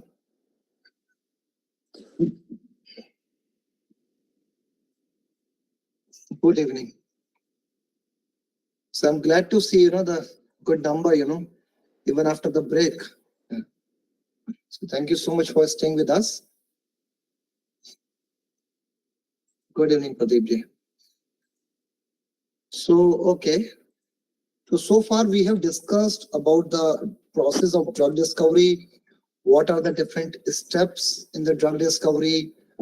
Why animal studies are important? Why they are required in the process of drug discovery? Then what are the opponents of animal research? What is their opinion, and what is the justification provided by the people who are in support of use of animals in the process of drug discovery? We have also discussed about the case study of Laika, which is a mixed drug which was recruited in the Soviet space mission in the early 90s. Okay. So after this, so this is all about the preclinical phases of the drug discovery, where we do the studies using the animals in the drug discovery. Now the next phase of the drug discovery involves the use of humans, जहाँ पे हम लोग humans का मनुष्य का use करते हैं for the testing of different drugs and molecules. So यहाँ पे इस phase में वही molecule enter कर पाते हैं जो molecule completely safe और efficacious. Efficacious means कि वो particular disease को ठीक कर सकते हैं. वो जब पता find out होते हैं based on the in vitro experiments in the cell lines and based on the data which is obtained in the animal studies, like in the lower species and then in the higher species. So उसके बाद क्या होता है, जो भी pharmaceutical company है, जो भी फार्मास्यूटिकल जाइंट है या जो स्पॉन्सर्स हैं जो उस फार्मा कंपनी को सपोर्ट कर रहे हैं, उसको फंडिंग कर रहे हैं कि भाई ये ड्रग जो है मार्केट में आनी चाहिए. अब आपको क्या लगता है ड्रग डिस्कवरी का जो बिजनेस है इसमें इतनी ज्यादा एक्सपेंसेस इन्वॉल्व है, करोड़ों का बेसिकली खर्चा है इसमें. अगर हम बात करें starting from in vitro studies to like animal studies, and then lot of failure is also involved. I told you that success rate की अगर मैं बात करूं तो 5% भी मैंने ज्यादा बताया. इवन कई बार तो ऐसा होता है कि 100 मॉलिक्यूल्स लेके चलते हैं और उसमें से एक ही मॉलिक्यूल आ पाता है आगे, या 1000 मॉलिक्यूल लेके चलते हैं तो उसमें से एक या दो ही मॉलिक्यूल जो है वो क्लिनिकल ट्रायल तक पहुंच पाते हैं, क्लिनिकल ट्रायल्स को पास कर पाते हैं. तो इतने ज्यादा हर्डल्स, फेलियर्स होने के बाद भी लोग ड्रग डिस्कवरी के प्रोसेस में इन्वॉल्व रहते हैं. ऐसा क्यों है? क्योंकि ये मार्केट भले ही इसमें millions of dollars involved हैं, but once a drug enters a market, then it can generate the huge revenue for the pharmaceutical company. So करोड़ों का, अरबों का मार्केट है बेसिकली. आप जस्ट इमेजिन कीजिए कि अगर हम बात करें जो ड्रग है, कोलेस्ट्रॉल लोइंग ड्रग्स हैं बेसिकली मार्केट में, they are like blockbuster drugs in terms of like revenue generation. अरबों खरबों का बिजनेस ये ड्रग फार्मा कंपनीज को दे रही हैं, और कंपनीज का बेसिकली पेटेंट है इन ड्रग्स के ऊपर. कोई भी फार्मा कंपनी जब किसी भी दवाई को डिस्कवर करती है, आइडेंटिफाई करती है, उसके ऊपर सारी स्टडीज कर लेती है, प्री क्लिनिकल, क्लिनिकल, और मार्केट में लॉन्च कर देती है, तो उसका पेटेंट होता है. पेटेंट का मतलब ये होता है कि उस दवाई को दूसरी कंपनी नहीं बनाएगी तब तक बेसिकली, या फिर उससे रिलेटेड दवाई को, तो उस दवाई को वही कंपनी बेचेगी एटलीस्ट कुछ सालों तक. उसके बाद जब उस कंपनी का पेटेंट एक्सपायर हो जाता है, उसके बाद फिर वो जेनरिक मार्केट उसमें एंटर हो सकता है, यानी कि उसको बाकी कंपनी उसको बना सकती हैं, उसको बेच सकती हैं. तो बहुत एक्सपेंसिव प्रोसेस है, but at the same time अगर कोई एक सिंगल ड्रग हिट कर जाती है मार्केट को, तो वो बैठे बैठे मतलब फार्मा कंपनीज है जो उसके मालिक है, उनको करोड़ों खरबों का बिजनेस देती है. आप जस्ट इमेजिन करो कि डाइक्लोफेनेक, एस्पिरिन, ये ड्रग्स कितनी कंज्यूम होती हैं ऑल ओवर द वर्ल्ड में, आप सोच भी नहीं सकते इतना यूज होती हैं. हम डायबिटिक ड्रग का बात करें, जो मार्केट है मेटफॉर्मिन है, और बहुत सारे एंटी डायबिटिक ड्रग हैं. इंसुलिन की फॉर्मुलेशन की अगर हम बात करें, जो इंसुलिन का मार्केट है, इंसुलिन इंजेक्शन का मार्केट, वो आपकी सोच से बहुत परे है बेसिकली, खरबों खरबों डॉलर का मार्केट है. तो इसीलिए फार्मा कंपनीज या स्पॉन्सर्स इसमें हमेशा इंटरेस्टेड होते हैं. तो सोसाइटल रीजन है कि ठीक है हम लोग ट्रीट कर रहे हैं कोई डिसीज को, but at the same time money is a big factor. तो जो सेकंड फेज है ड्रग डिस्कवरी की, जिसमें बेसिकली तो प्री क्लिनिकल की बात क्या होता है, फार्मा कंपनीज क्या करती हैं, वो IND एप्लीकेशन फाइल करती हैं, इसको हम बोलते हैं इन्वेस्टिगेशन न्यू ड्रग एप्लीकेशन. और वो एप्लीकेशन इसलिए फाइल होती है कि अभी जो मॉलिक्यूल है, this is completely safe, it is not toxic and it can treat a disease. So अब फार्मा कंपनी को DCGI उस एप्लीकेशन को रिव्यू करेगा, सारा डेटा देखेगा, और उसके बाद they may or may not permit the pharma company to test that molecule in the humans, in the healthy volunteers and in the patient. So clinical trials का मतलब यही है कि वो जो ड्रग है वो humans में उसकी टेस्टिंग करनी है before it can actually come to the market for use. Excuse me, sir. Yes, please. Sir, your slides are not changing. Yeah, I know. I'm just starting the presentation and I've not moved my slides, so don't worry. I think now it is changing, right? Yes, sir. Yes. Okay. Okay. So the question is basically, what is clinical trial? So as I mentioned, clinical trials are the studies which are performed with or on human subjects to test new drugs or combination of drugs or new approaches to surgery. So बहुत बार क्या होता है, जो layman है, जो common man है, वो लोग यही समझते हैं कि क्लिनिकल ट्रायल का मतलब सिर्फ क्या होता है कि कोई भी जो नया मॉलिक्यूल है उसको हमको ह्यूमंस के ऊपर टेस्ट करना है. But it is not only molecule और ड्रग जिसके ऊपर हम क्लिनिकल ट्रायल कर रहे हैं. It can be a new approach to surgery as well. मान लीजिए कोई हार्ट सर्जरी है, तो हमको सबको पता है कि ओपन हार्ट सर्जरी एक तरीका है, उसके अलावा और भी तरीके हैं. मान लीजिए कोई साइंटिस्ट या कोई डॉक्टर कोई नया अप्रोच लेके आता है जिसमें हार्ट सर्जरी बड़े आराम से की जा सकती है, इसमें स्टेंट बड़े आराम से डाल सकते हैं, पेस मेकर का इंस्टॉलेशन बड़े आराम से किया जा सकता है. तो these are all new approaches to surgery, वो नया मेथड है, नई टेक्निक है, तो उसके लिए भी क्लिनिकल ट्रायल्स की रिक्वायरमेंट होती है. या फिर रेडियोथेरेपी की बात करें, जो कैंसर के पेशेंट्स होते हैं, उसमें कई बार there is no other way, chemotherapy देना होता है जिसमें एंटी कैंसर ड्रग्स देते हैं जो कि बहुत टॉक्सिक होती हैं, बट कोई चॉइस नहीं है तो वो ड्रग देनी ही पड़ती है पेशेंट्स को. Eight the same time radiotherapy, जिसमें कि जो कैंसर पेशेंट का जो ट्यूमर होता है, जो कैंसर यहाँ पे होता है, ट्यूमर होता है, उसको रेडिएशन से ट्रीट करते हैं. तो रेडिएशन से क्या होता है, ट्यूमर का साइज श्रिंक होता है, वो सेल्स किल होती हैं, डेड होती हैं, जो कैंसर से, जो ट्यूमर सेल्स है बेसिकली. या फिर कोई ऐसा प्रोसीजर जिससे कि डायग्नोसिस ऑफ डिसीज वो इंप्रूव हो सके, जैसे कैंसर का डायग्नोसिस है या और किसी चीज का डायग्नोसिस है. जैसे अभी बहुत से लोग काम कर रहे हैं अर्ली डायग्नोसिस ऑफ कैंसर या फिर early diagnosis of neurological disorder. सबसे बड़ी समस्या जो है वो न्यूरोलॉजिकल डिसऑर्डर्स में क्या है, जैसे अल्जाइमर है, पार्किंसन है, ये डायग्नोज ही नहीं हो पाता है. और जब पेशेंट्स के जो ब्रेन के जो 70 to 80% ऑफ न्यूरॉन्स जो लर्निंग और मेमोरी, जो याददाश्त में इन्वॉल्व है, वो डेड हो जाते हैं, और जब पेशेंट को सिम्टम्स आना स्टार्ट होते हैं, जब वो भूलने लगता है या उसको लगता है कि हाँ उसे कुछ याद नहीं है, लोगों को नहीं पहचान पा रहा है, अल्जाइमर्स की मैं बात कर रहा हूँ, अल्जाइमर डिसीज, तब तक उसके ब्रेन के 70 to 80% ऑफ कोलिनर्जिक न्यूरॉन जो कि लर्निंग मेमोरी में इन्वॉल्व है, वो जा चुके होते हैं, डेड हो चुके होते हैं। तो इस एरिया में काफी साइंटिस्ट काम कर रहे हैं, जिसको हम अर्ली डायग्नोसिस की बात कर रहे हैं। अगर कोई भी डिसीज अर्ली डायग्नोस हो जाए, जब मान लो उसके ब्रेन के 10% न्यूरॉन्स डेड हुए हैं, 20% न्यूरॉन्स डेड हुए हैं, तो we can at least save 80% of the neurons. तो डिसीज का जो प्रोग्रेशन है वो प्रिवेंट हो सकता है इन पेशेंट्स में। तो that also comes under the clinical trial, और उसमें पेशेंट की जो क्वालिटी ऑफ लाइफ है वो भी इंप्रूव होती है। तो कुछ भी ड्रग्स की बात करें, अप्रोच की बात करें, radiotherapy procedures, all these different techniques they come under the clinical trials basically। उसमें बहुत सारे लोग इन्वॉल्व होते हैं। ऑफशोर सर्विसेज हो गई, जहाँ पे CROs होती हैं, जिनको हम कॉन्ट्रैक्ट रिसर्च ऑर्गेनाइजेशंस बोलते हैं। दीज आर ऑफशोर सर्विसेज जो कि पेशेंट्स को डिफरेंट हॉस्पिटल्स में उनके ऊपर टेस्टिंग करती हैं ड्रग्स की और डेटा जनरेट करती हैं। वो डेटा फिर क्लिनिकल ट्रायल से आ रहा है, रिसर्च ऑर्गेनाइजेशन से आ रहा है, वो फिर जाता है एक्सपर्ट्स के पास, जिसको डेटा एनालिस्ट बोलते हैं। वो उस डेटा को स्टैटिस्टिकली एनालाइज करते हैं और इंटरप्रेट करते हैं, and then they make a form of like a report. Now before we talk about the clinical trials, कि क्लिनिकल ट्रायल्स क्या है, क्लिनिकल ट्रायल्स में कौन कौन से फेजेस होती हैं, क्लिनिकल ट्रायल कैसे कंडक्ट होता है, क्यों होता है, वो सारी बातें हम करेंगे। बट उससे पहले let's talk little bit about the historical perspective. Past में क्लिनिकल ट्रायल कब हुए थे, कैसे हुए थे, या क्लिनिकल ट्रायल की रिक्वायरमेंट क्यों आई, पहले उसको थोड़ा समझ लेते हैं। अगर हम बात करें early, like we don't know, like way back, like when the humans were came on this planet, but if we talk about the one of the report, like which has been reported in the book of Daniel in the Bible, that is recorded as one of the world's first clinical trial।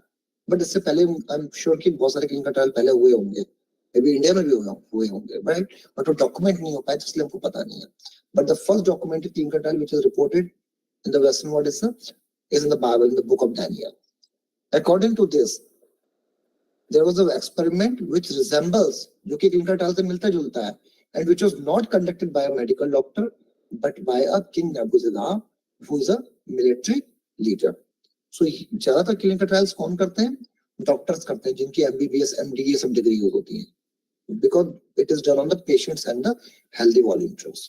So even preclinical scientists like us who are pharmacologists, who has done degree in pharmaceutical sciences, we are also not basically allowed to basically work on this our patients and healthy volunteers। But if we talk about this particular clinical trial which was conducted way back in the history, it was not conducted by a medical doctor but by a king, Nebuchadnezzar। Okay, during his rule in Babylon, Nebuchadnezzar ordered his people to eat only meat and drink only wine, which he believed is a diet which will keep them in a sound physical condition। So many times we have several misconceptions, So one of the misconceptions which Nebuchadnezzar has, that if my soldiers, if my, like people will eat meat and will drink wine, they'll be much stronger। But to his order, several young men of royal blood, जो राजघराने के कुछ लोग थे, उन्होंने साफ मना कर दिया कि हम ना मीट खाएंगे ना वाइन पिएंगे। They said we will eat the vegetables, and they objected this decision or order of the king। So then king allowed these rebels to follow a diet of legumes and water। तो उसने permit किया, लेकिन उसने बोला कि आप ये vegetarian diet जो है सिर्फ 10 दिन के लिए खाओगे, और 10 दिन बाद मैं देखूंगा, जज करूंगा कि ये वेजिटेरियन डाइट का आपके ऊपर क्या इम्पैक्ट है, क्या आप बेटर हो वाइन और मीट खाने वालों से या नहीं।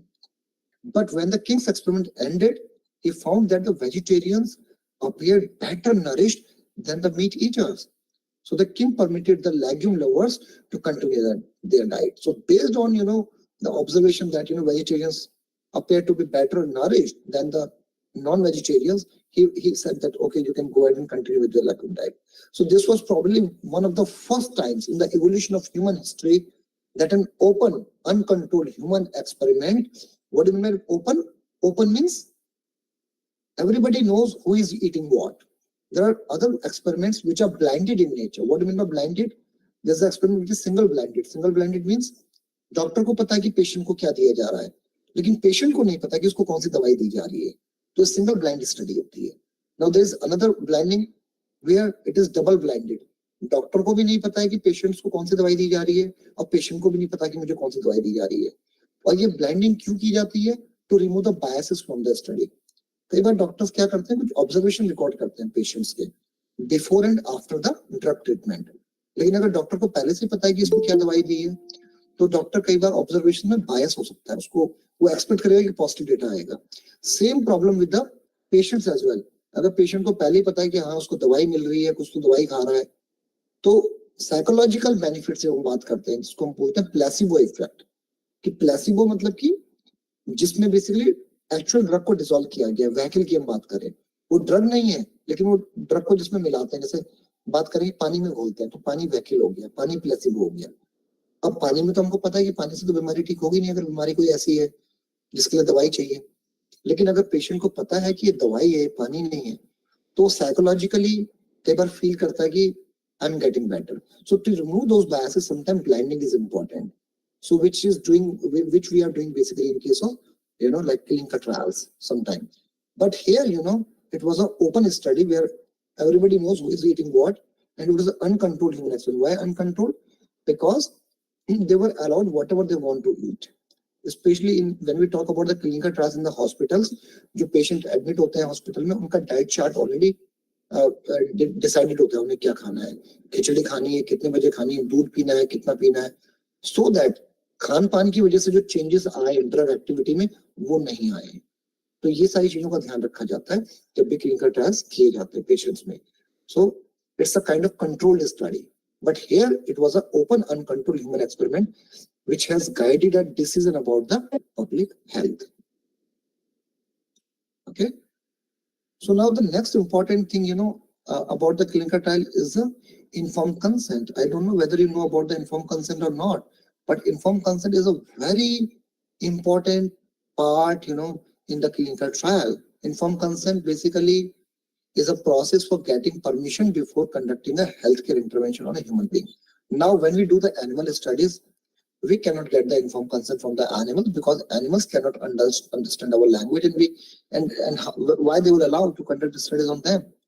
But when we talk about the human experiments, we are not supposed to conduct any study on any human subject without their consent, without their permission. So informed consent जो है process जिसमें हम patient की healthy volume जो भी subject जिसको study हो रही है उसकी परमिशन लेते हैं, जिसको हम रिटन कंसेंट बोलते हैं। और जब वो समझ जाता है कि इसमें क्या प्रोज एंड कॉन्स है, क्या इसके फायदे नुकसान है, वो साइन करेगा, then only doctors can go for the clinical trial. और health care provider may ask a patient to consent to receive therapy before providing it, or a clinical researcher may ask a research participant before enrolling that person into the clinical trial. इसके बिना हम लोग clinical trial नहीं कर सकते। Now inform consent की requirement क्या है? Why to go for inform consent? हम सीधे क्लिनिकल ट्रायल भी तो कर सकते हैं पेशेंट के ऊपर, सब्जेक्ट के ऊपर। Inform consent is very very important. Why? Because there are certain cases from our history basically where lot of I would say issues were there, where a lot of I would say mistreatments has been done on the humans in different parts of the world. So this was one of the study where clinical trial has done in the wrong way. This is the case study 1, which is a very popular clinical trial known as Tuskegee syphilis study. We all know about syphilis, right? Syphilis is a sexually transmitted disease, right? And this study was the longest non-therapeutic experiment. What do you mean by longest non-therapeutic? Can you imagine whenever we are doing some experiment, what is the objective? The objective is to treat the disease. Doctor क्या चाहेगा? क्यों experiment करेगा humans के ऊपर? Because वो चाहता है कि ये जो patient है ठीक हो जाए। लेकिन non-therapeutic का मतलब ये है कि हम कोई treatment नहीं दे रहे हैं। It is a non-therapeutic experiment basically, and it is longest, जो कि कई सालों तक चला। आप इमेजिन कीजिए ये एक्सपेरिमेंट स्टार्ट हुआ 1932 में और ये 1972 तक चला है।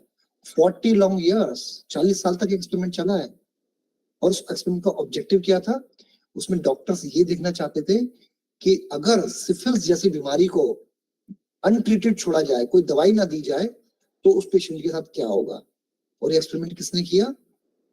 अफ्रीका में भी नहीं हुआ, इंडिया में नहीं हुआ, पाकिस्तान में नहीं हुआ, नेपाल में नहीं हुआ, जो हम वर्ल्ड की बेस्ट कंट्री मानते हैं अमेरिका, यूनाइटेड स्टेट्स, ये वहां पे हुआ। और इसको किसने किया? United State public health service ने। Just imagine the heights of unethical behaviour, जहां पे डॉक्टर्स को, जिनको पेशेंट्स की बीमारी को ठीक करना था, दवाई देनी थी, उसको ठीक करने की जगह वो ये देख रहे हैं कि उन पेशेंट्स को में अगर सिफिलिस को ठीक ना किया जाए तो कितने साल तक पेशेंट मरेगा, या उसके अंदर क्या क्या सिम्टम्स आएंगे, या उसको क्या क्या कॉम्प्लिकेशंस डेवलप होंगे। 399 poor African American sharecroppers basically, जो कि रूरल मैकन काउंटी में रहते थे अल्बामा के यूएसए में, उनके ऊपर ये एक्सपेरिमेंट हुआ।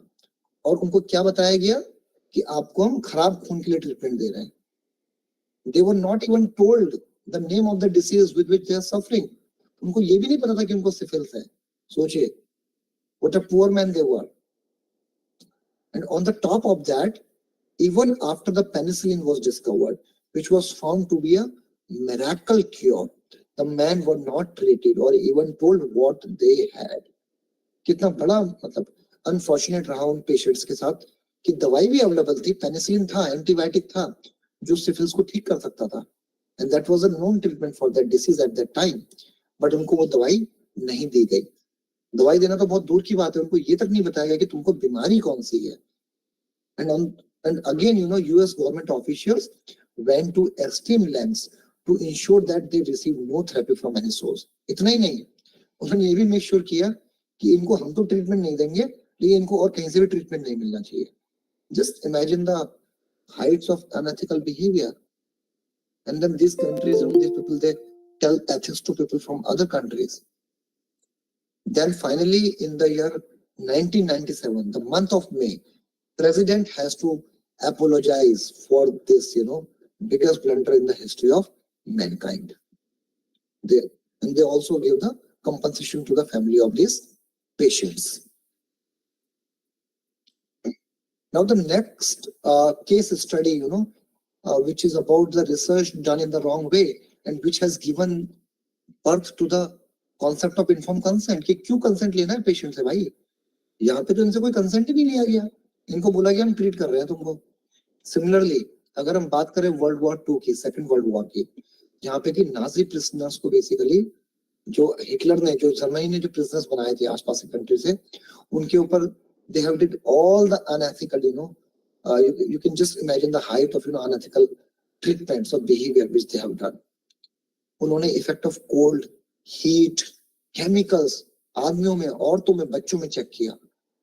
Time to death testing in response to stressors in healthy volunteers, कोई बीमारी नहीं है बंदे को, उसको स्ट्रेसर्स दिए जा रहे हैं जैसे कि extreme cold, extreme heat, and then देखा जा रहा है कितने टाइम में ये आदमी मर जाएगा। और सिर्फ आदमी नहीं, औरतों और बच्चों के ऊपर ये एक्सपेरिमेंट किए गए, छोटे छोटे बच्चों के ऊपर। अब जस्ट इमेजिन करो कि मतलब कितना जुल्म हुआ है, मतलब उस टाइम पे जो प्रिजनर्स कैप्चर्स हुए दूसरी कंट्री से। तो what Germany has done on those people, Hitler has done. Organ transplant experiment किए गए उनके ऊपर, सोचिए। और उनको सबसे इंपॉर्टेंटली कोई इंफॉर्मेशन नहीं दी गई कि तुम्हारे ऊपर हम क्या कर रहे हैं, और कुछ दी भी गई तो वो सारी इंफॉर्मेशन जो थी वो इररिलेवेंट थी, यूजलेस थी, क्योंकि प्रिजनर्स को फोर्स किया गया पार्टिसिपेट करने के लिए। If they don't participate, they don't have any other choice that other than to kill them basically. So out of fear they have participated in the clinical trial, not by their willingness, not by their consent. It was by virtue of fear that will kill us, Nazis will kill us. And the outcome of this experiment, like in the year 19, around, after a few years, 23 German scientists, they were taken to the cold. 7 were found to be acquitted, 9 लोगों को उसमें से jail हो गई, और 7 लोगों को जो है डेथ सेंटेंस मिला, सजाए मौत। एंड देन फाइनली इसके बाद 1947 में न्यूरम्बर्ग कोड अप्लाई हो गया। न्यूरम्बर्ग कोड क्या था बेसिकली? It is a set of principles basically which is supposed to be followed by everyone basically, like while conducting the clinical trial. So this is the origin, you can say, the informed consent in the human research or the clinical trials. I hope I am audible to everyone. Yes, sir. Yes, sir. Thank you. So if you talk about before the 20th century, today we are in 21st century, but if you talk about before the 20th century, like early 18th or the 19th century, guidelines require that physician need to adhere to the acceptable medical standards. So this was the only guideline. अगर कोई doctor किसी patient को ठीक कर रहा है, किसी मरीज को अगर ठीक कर रहा है, तो उसको सिर्फ स्टैंडर्ड ऑपरेटिंग प्रोसीजर, जिसको हम शॉर्ट में बोलते हैं एसओपीज, उनको फॉलो करना है, मेडिकल गाइडलाइंस को फॉलो करना है और उसको ट्रीट करना है, उसको देखना है. लेकिन तब तक कभी भी पेशेंट्स एग्रीमेंट की कोई बात कभी डिस्कस ही नहीं होती. मतलब कभी उनको लगा ही नहीं कि हमको पेशेंट से पूछना चाहिए कि भाई हम ये दवाई दे रहे हैं, दे कि ना दें, भाई हम ये प्रोसीजर कर रहे हैं, करें कि ना करें. अब आप देखिए, जब इंडिया में भी जब कोई पेशेंट जाता है डॉक्टर के पास, उस पर कुछ सर्जरी करनी होती है, इवन जब चाइल्ड बर्थ की बात होती है, तो डॉक्टर बहुत सारे फॉर्म भरवा लेते हैं उनके रिलेटिव से या उनसे. क्यों? क्योंकि they don't want to take any risk, because they know that their job will be in trouble if they do anything without their consent. तो क्या करते हैं, इतने सारे फॉर्म होते हैं. इंडिया में प्रॉब्लम ये है कि अच्छे से एक्सप्लेन भी नहीं किया जाता पेशेंट्स को, कई बार उनके रिलेटिव्स को. But if you go to other countries, I was in United States during my post doc in John Hopkins for 5 years. So there, when my son was born, so I remember, they explain each and every point to the patient and to their relative in detail, and they discuss all the consequences, pros and cons, what will happen, and then they will take your signature. In India, sometimes, they don't discuss in detail because they don't have time. They are bombarded with the, load of patients, basically. You just go to any OPD in India, any hospital. There are hundreds of patients which are in queue. They don't have time to listen properly. But yes, these guidelines are here as well. That's why they take the signature. So, but अगर हम बात करें 20th century से पहले की, तो तब ऐसा कुछ था ही नहीं. सिर्फ उनका SOPs फॉलो करना है और पेशेंट को ट्रीट करना है. बट जब ये सारे मिसकंडक्ट हुए, नाजीज वाले एक्सपेरिमेंट हुए, उसके न्यूरम्बर्ग कोड आया, then it came to the understanding that okay, we need to worry about the patient consent as well, whether he or she want to take the treatment or not. Patient को नहीं अगर लगता तो वो नहीं भी मना भी कर सकता है. Now, so this was all about the informed consent, why it is important. Now, the next important point is, what are the different phases of clinical trial. हम कैसे conduct करते हैं clinical trial को patients में या healthy volunteers में. So there are different phases basically. अगर हम बात करें, they are organized into at least 4 or 5 phases in order to build up a greater understanding of the new treatment before it is approved or recommended for routine use. Now, हमारे पास कोई molecule है जो पता है हमको animal studies में completely safe है और बीमारी को ठीक कर सकता है. Now next comes the testing on the humans. So based on different objectives of different phases, the clinical trials are categorized into these phases. But before these phases, there is another phase which has been introduced lately. ये हाल में आई है. Initially सिर्फ 4 phases होती थी, लेकिन जब पता लगा कि नहीं कुछ ब्लंडर्स भी हो सकते हैं, तो फिर साइंटिस्ट ने रियलाइज किया, डॉक्टर्स ने रियलाइज किया कि एक फेज और होनी चाहिए जिसको हम फेज 0 बोलते हैं. तो what is this phase 0 basically?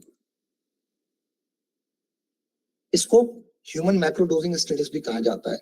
As a name indicates, microdosing, that means in this phase humans are treated with small doses of the new molecule, and this is a recent designation for the exploratory first in human trial conducted in accordance with the US FDA 2006 guidance on exploratory investigational new drug studies. Now इसकी जरूरत क्या है basically? As we know that we are calling it human macrodosing studies, and they are designed to speed up the development of promising drugs by establishing very early on whether the drug behaves in human subjects as was expected from the preclinical study, how the drug works in the body. Now simple सी बात है, कोई molecule है, उस पे हमने animal studies कर लिए preclinical. Now we know that this molecule at this particular dose can treat diabetes, can treat cancer, can treat Alzheimer, or can treat any other neurological disorder, any other disease, right? And do not produce any side effect and toxicity. Do you think the same dose will work similarly in the humans as well? No, not at all, because humans and animals, they are 2 different species. Even in same species, sometime, whether it is a different gender, like male versus female, whether it is a different age group, like children versus adults versus older people, drugs behave differently because their physiology is different. बच्चों के body में बहुत सारे enzymes नहीं होते, उनका liver इतना develop नहीं होता है, तो बहुत सारे एंजाइम्स ऐसे होते नहीं कि जो ड्रग को मेटाबोलाइज कर सकें, तो उनमें कई बार अगर ड्रग की डोज हम ज्यादा देते हैं तो वो बेनिफिशियल इफेक्ट पहुंचाने के लिए कई बार साइड इफेक्ट कॉज करती है, राइट। तो इसी तरीके से अगर हम बात करें डिफरेंट स्पीशीज की तो there is a large gap, इसीलिए ये स्टडीज रिक्वायर्ड है, अर्ली स्टडीज, जहां पे हम लोग ये फिगर आउट करते हैं कि हाँ ये पर्टिकुलर मॉलिक्यूल ये कैसे बिहेव कर रहा है। जब पेशेंट इसको ओरली लेगा, खाएगा या इंजेक्टेबल की फॉर्म में लेगा, तो what will happen to the humans, बीमारी ठीक होगी नहीं होगी वो तो इंपॉर्टेंट है, बट उससे पहले कोई साइड इफेक्ट तो नहीं होगा, कोई टॉक्सिसिटी तो नहीं होगी, उसको आइडेंटिफाई करना है, दैट इज मोर इम्पोर्टेंट। तो फेज 0 स्टडी में बेसिकली क्या होता है, ये जो कॉन्सेप्ट है ये 10 से 15 साल पहले ही आया है, और इसको एनफोर्स कब किया गया, only after the paraxylene tragedy at London in 2006। Now what is this paraxylene tragedy? In the paraxylene tragedy, there is a life-threatening multi-organ failure occurred during the phase 1 clinical trial. इससे पहले phase 0 clinical trial होता ही नहीं था। phase 1 में एक study चल रही थी जहाँ पे एक मॉलिक्यूल था TGN1412, ये इसका एक कोड नेम है, आप इसको कोड नेम बोल सकते हैं, जो किसी कंपनी ने बनाया बेसिकली, और उसको टेस्ट की, ये एक एक्सपेरिमेंटल मोनोक्लोनल एंटीबॉडी है जिसको 6 हेल्दी वॉलंटियर्स में चेक किया जा रहा था, और after very first infusion of a dose of 500 times smaller than that found in animal studies. You just imagine कि animal studies में जो डोज सेफ मिला उससे 500 गुना कम डोज लिया गया, बट उसके बाद भी क्या हुआ, all the 6 human volunteers they faced life threatening condition जिसमें कि उनके मल्टी ऑर्गन फेलियर हो गया, for which they have to move to the ICU, intensive care unit। और क्यों हुआ ऐसा? It was because of the cytokine release syndrome due to the doses of drug administration after a series of calculations and dose extrapolation from the preclinical studies। So just imagine, you know, कि एक drug जो कि animal studies में completely safe मिली हमको, और हमने phase 1 clinical trial में उससे 500 टाइम्स कम डोज लिया, but still it was found to be highly toxic, for which patients has to move to the ICU। It is because of this specific cytokine release syndrome, जहाँ बहुत सारे cytokines उनकी body में release हुए and they did the blunders। So इसके बाद ये realise हुआ कि a lot has changed, you know, how the first in man trials are approved by regulatory authorities and how the clinical trials are supposed to be conducted। उसके बाद माइक्रोडोजिंग का concept आया, जहाँ पे पहले ये दिखाया कि ड्रग को सिंपली माइक्रोग्राम अमाउंट में दो, नॉट इवन मिलीग्राम और not even gram, microgram. Microgram is very low basically, it is 10 to the power 6 basically, okay।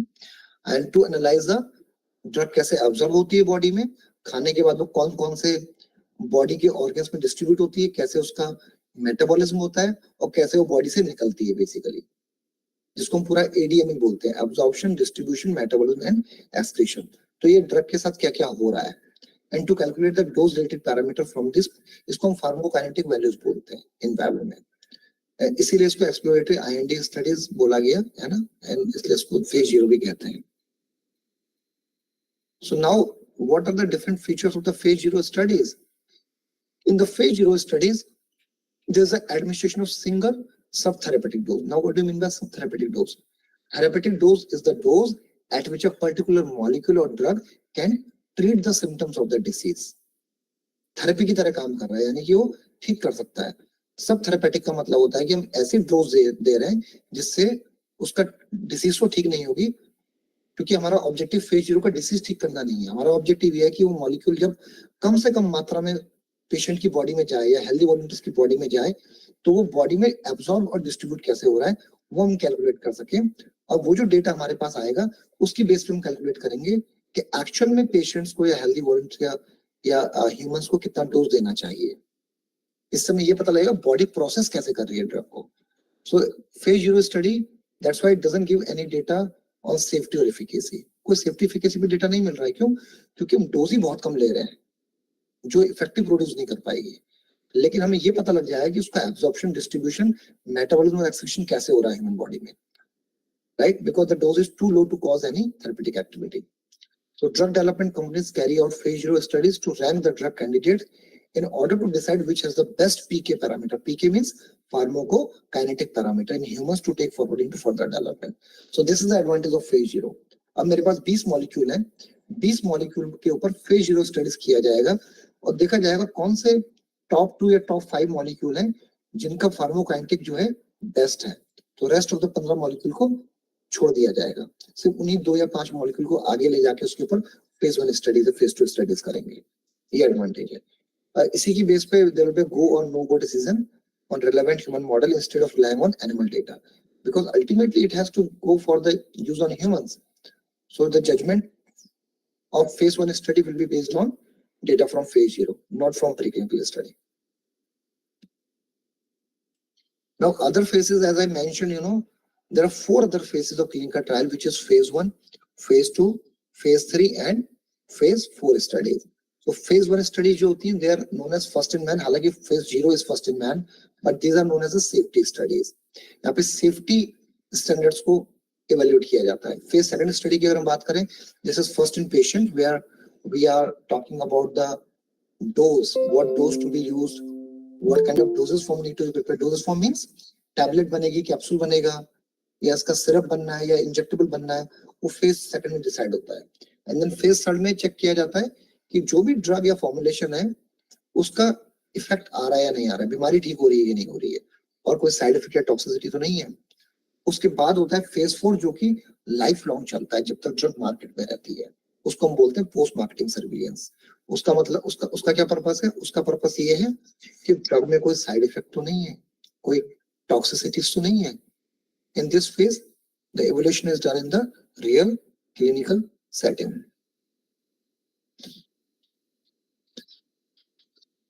So what are the objectives of phase 1? In phase 1, we assess a safe and tolerated dose and to see if kinetic differ much from the animal to man.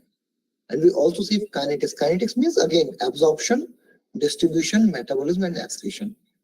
And we try to calculate the bioavailability. Bioavailability क्या है? Basically bioavailability का मतलब ये है कि आपने अगर 1 milligram of the drug दिया किसी पेशेंट को या सब्जेक्ट को, तो उसमें 1 मिलीग्राम में से कितना माइक्रोग्राम उसकी बॉडी में एक्चुअली में ब्लड में गया, सिस्टम सर्कुलेशन में। सारा का सारा ड्रग कभी भी बॉडी में नहीं जाता है या ब्लड में नहीं जाता है। उसमें तो बहुत सारा ड्रग जो होता है वो पेट में GIT में मेटाबोलाइज हो जाएगा या इधर उधर मेटाबॉल हो जाएगा। तो उसमें से कुछ ही अमाउंट है जो एब्जॉर्ब होकर ब्लड में जाता है और जिसकी वजह से थेरेपेटिक एक्टिविटी आती है, बीमारी ठीक होती है। तो वो सारा समझना है फेज 1 में। To detect effect unrelated to the expected action, phase 1 में ये भी देखा जाता है कि अगर हम एक्सपेक्ट कर रहे हैं कि ब्लड ग्लूकोज कम करेगा, तो कहीं ऐसा तो नहीं कि इसके अलावा और भी कोई साइड इफेक्ट आ रहा है, चाहे वो थेरेपेटिक इफेक्ट हो या चाहे वो फिर कोई साइड इफेक्ट हो। तो टॉक्सिसिटी चेक करने का काम भी फेज 1 में होता है।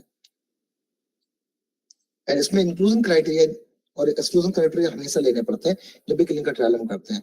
What do mean by inclusion criteria? कि which subjects are supposed to be included and which subjects are supposed to be excluded from the study. If we talk about the inclusion criteria, phase 1 में हमेशा healthy volunteers लिए जाते हैं। यहाँ पे हम लोग बीमारी को ठीक नहीं कर रहे हैं। इस फेज में हम लोग बेसिकली ये देख रहे हैं कि कोई भी अगर नया मॉलिक्यूल दिया जाता है किसी सब्जेक्ट में तो वो कैसे बिहेव करता है बेसिकली, उसकी कोई टॉक्सिसिटी तो नहीं है। तो यहाँ पे हेल्दी वॉलंटियर्स हमेशा यूज होते हैं और we need to maintain the uniformity of the subject, यानी कि उनका एज ग्रुप ऑलमोस्ट सेम हो, 2-4-5 साल का अंतर चलेगा, बट ऐसा नहीं कि हमने 5 बच्चे ले लिए, 5 बुढ़े ले लिए और 10 हमने जवान लोग ले लिए। उस केस में हम लोग डेटा को कंपेयर नहीं कर पाएंगे। ऑब्जेक्टिव ये है कि कैसे बिहेव कर रहा है मॉलिक्यूल। जेंडर वेरिएशन है उसको भी मिनिमाइज करना है, नहीं तो ये नहीं पता लगेगा कि ड्रग के जो इफेक्ट आ रहे हैं वो ड्रग की डोज की वजह से, ड्रग की वजह से, या फिर बेसिकली ये इफेक्ट जेंडर जो डिफरेंस है मेल वर्सेस फीमेल उसकी वजह से है। Because there is a lot of hormonal difference between males and females, so that can also lead to the variation in the effect of the drug. ऐसा हो सकता है कि कोई ड्रग का इफेक्ट मेल्स में ज्यादा आ रहा है, फीमेल्स में कम आ रहा है, या फिर वाइस वर्सा भी हो सकता है। So all this judgment can be done when you control all the different variables which are there in the study. Exception की अगर हम बात करें, patients only for toxic drugs like anti-HIV, anti-cancer. So as I mentioned, in this phase we mostly take the healthy volunteers. लेकिन कुछ conditions ऐसी हैं जहाँ पे कि हम develop कर रहे हैं molecules HIV के patient के लिए या फिर cancer के patients के लिए। इस केस में हम पेशेंट्स को रिक्रूट करते हैं, ना कि हेल्दी सब्जेक्ट्स को। Why patients? Because these drugs are highly toxic. Anti HIV drug की बात करूं, एंटी कैंसर ड्रग्स की बात करूं, ये ड्रग बहुत टॉक्सिक है, इनके साइड इफेक्ट्स इतने ज्यादा हैं कि कोई भी हेल्दी वॉलंटियर्स में पार्टिसिपेट ही नहीं करेगा क्लिनिकल ट्रायल में। तो इसके लिए हम लोग इसको पेशेंट्स में फेज 1 करते हैं सर। एक्सक्लूजन क्राइटेरिया की अगर बात करूं तो कौन से सब्जेक्ट्स ऐसे हैं जिनको स्टडी में नहीं लेना है? कोई वुमेन है चाइल्ड बेयरिंग एज की, उनको नहीं लेना है, या छोटे बच्चे हैं उनको भी नहीं लेना है, क्योंकि हमें नहीं पता ये नया मॉलिक्यूल है, ये किस तरीके से इम्पैक्ट करेगा बॉडी में एब्जॉर्ब होने के बाद, डिस्ट्रीब्यूट होने के बाद। हो सकता है कि वो इनफर्टिलिटी कॉज कर दे, वो लेडी कभी माँ ही ना बन पाए भविष्य में वो दवाई लेने के बाद। तो बच्चों में जीनोटॉक्सिसिटी इंड्यूस करे, कोई सीरियस टॉक्सिसिटी इंड्यूस करे, तो अवॉइड करना है ऐसे सब्जेक्ट्स को, फेज 1 में नहीं लेना है। तो mostly it is conducted on healthy volunteers which are adult. Now in phase 1 how it is conducted, करते कैसे हैं? तो phase 1 basically starting में we take a small number of healthy volunteers initially in a small group of 20 to 25, and then we start with a dose of about 1/10 to 1/5, then that of tolerated animal dose, because as I mentioned the data we are extrapolating from the animal studies only. So we are taking a dose which is much lower than which is found to be safe in the animal study. Now tolerated dose मतलब the dose which doesn't cause the side effects in animals. तो उससे भी 10 गुना कम या 5 गुना कम dose हम यहाँ पे लेते हैं। उसके बाद हम क्या करते हैं, we slowly increase the dose to find a safe tolerated dose. फिर धीरे-धीरे डोज बढ़ाते हैं ह्यूमन सब्जेक्ट्स में, ये देखने के लिए कि ह्यूमन सब्जेक्ट कितने डोज तक टॉलरेट कर सकता है, to find out the maximum tolerated dose. और अगर वो डोज सेफ पाया जाता है स्मॉल ग्रुप ऑफ सब्जेक्ट्स में 20 to 25 में, फिर हम उसके बाद क्या करते हैं, लार्जर ग्रुप ऑफ सब्जेक्ट्स में जाते हैं around 50 to 75, again to get a data in a large number of population. इसमें कोई ब्लाइंडिंग नहीं होती। ब्लाइंडिंग क्या है मैंने आपको फर्स्ट सेशन में बताया था, ब्लाइंडिंग नहीं है तो इसका मतलब डॉक्टर को भी पता है कि क्या दे रहे हैं सब्जेक्ट को, और सब्जेक्ट को भी पता है कि मुझे क्या दिया जा रहा है। And this studies are generally done by the clinical pharmacologist, mostly जिन्होंने एमबीबीएस किया होता है या फिर जिनकी डिग्री एमडी डिग्री होती है फार्माकोलॉजी में, तो ये सब्जेक्ट्स में स्टडी करते हैं। और जहां भी होगा वो एक रेपुटेड हॉस्पिटल होगा जहाँ पे इमरजेंसी केयर की फैसिलिटी होगी और फैसिलिटी होगी काइनेटिक स्टडी के लिए। And they are generally perform in single center. Single center मतलब कि ये स्टडी किसी एक ही हॉस्पिटल में होती है, बहुत बड़ी स्टडी नहीं होती है, 20 से 25 या फिर 50 से 75 सब्जेक्ट्स होते हैं, तो जैसे generally done in one hospital only, and the success rate is almost 70%। That means अगर 100 मॉलिक्यूल्स टेस्ट हो रहे हैं उसमें 70 मॉलिक्यूल जनरली इस फेज में पास हो जाते हैं, और इसमें लगभग 3 से 6 महीने का समय लगता है इस स्टडी में। Now, if we talk about the phase 2 studies, these are the studies which are conducted and known as first in patient. Phase 1 are first in healthy volunteers. This is first in patient basically. So they are different from healthy volunteers. Why? Because the objective of this phase is to see whether a particular drug can treat the disease or not. तो यहाँ पे वही patient recruit होंगे जिस type के drug बना रहे हैं। अगर मैं एंटी डायबिटिक ड्रग की डिस्कवरी कर रहा हूँ या एंटी कैंसर की कर रहा हूँ तो मुझे कैंसर के पेशेंट रिक्रूट करने पड़ेंगे, डायबिटीज के पेशेंट रिक्रूट करने पड़ेंगे। So this is first in patient. So again, this is categorized into different phases. Early phase में we generally recruit 20 to 200 patients with relevant disease like diabetes, cancer, HIV, hypertension, obesity, Alzheimer, Parkinson, whatever disease, So initially a small number of patient group is recruited, around 20 to 200. And then in these patients, the molecule is given to see the therapeutic benefit, means whether the drug can treat the disease or not.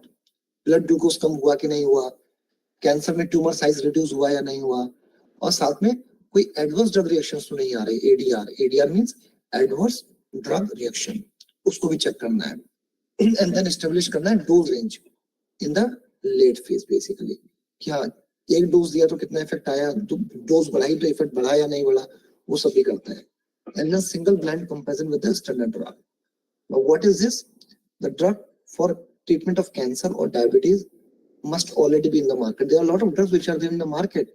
Now, if you're bringing new medicine to the market, why new medicine should come to the market?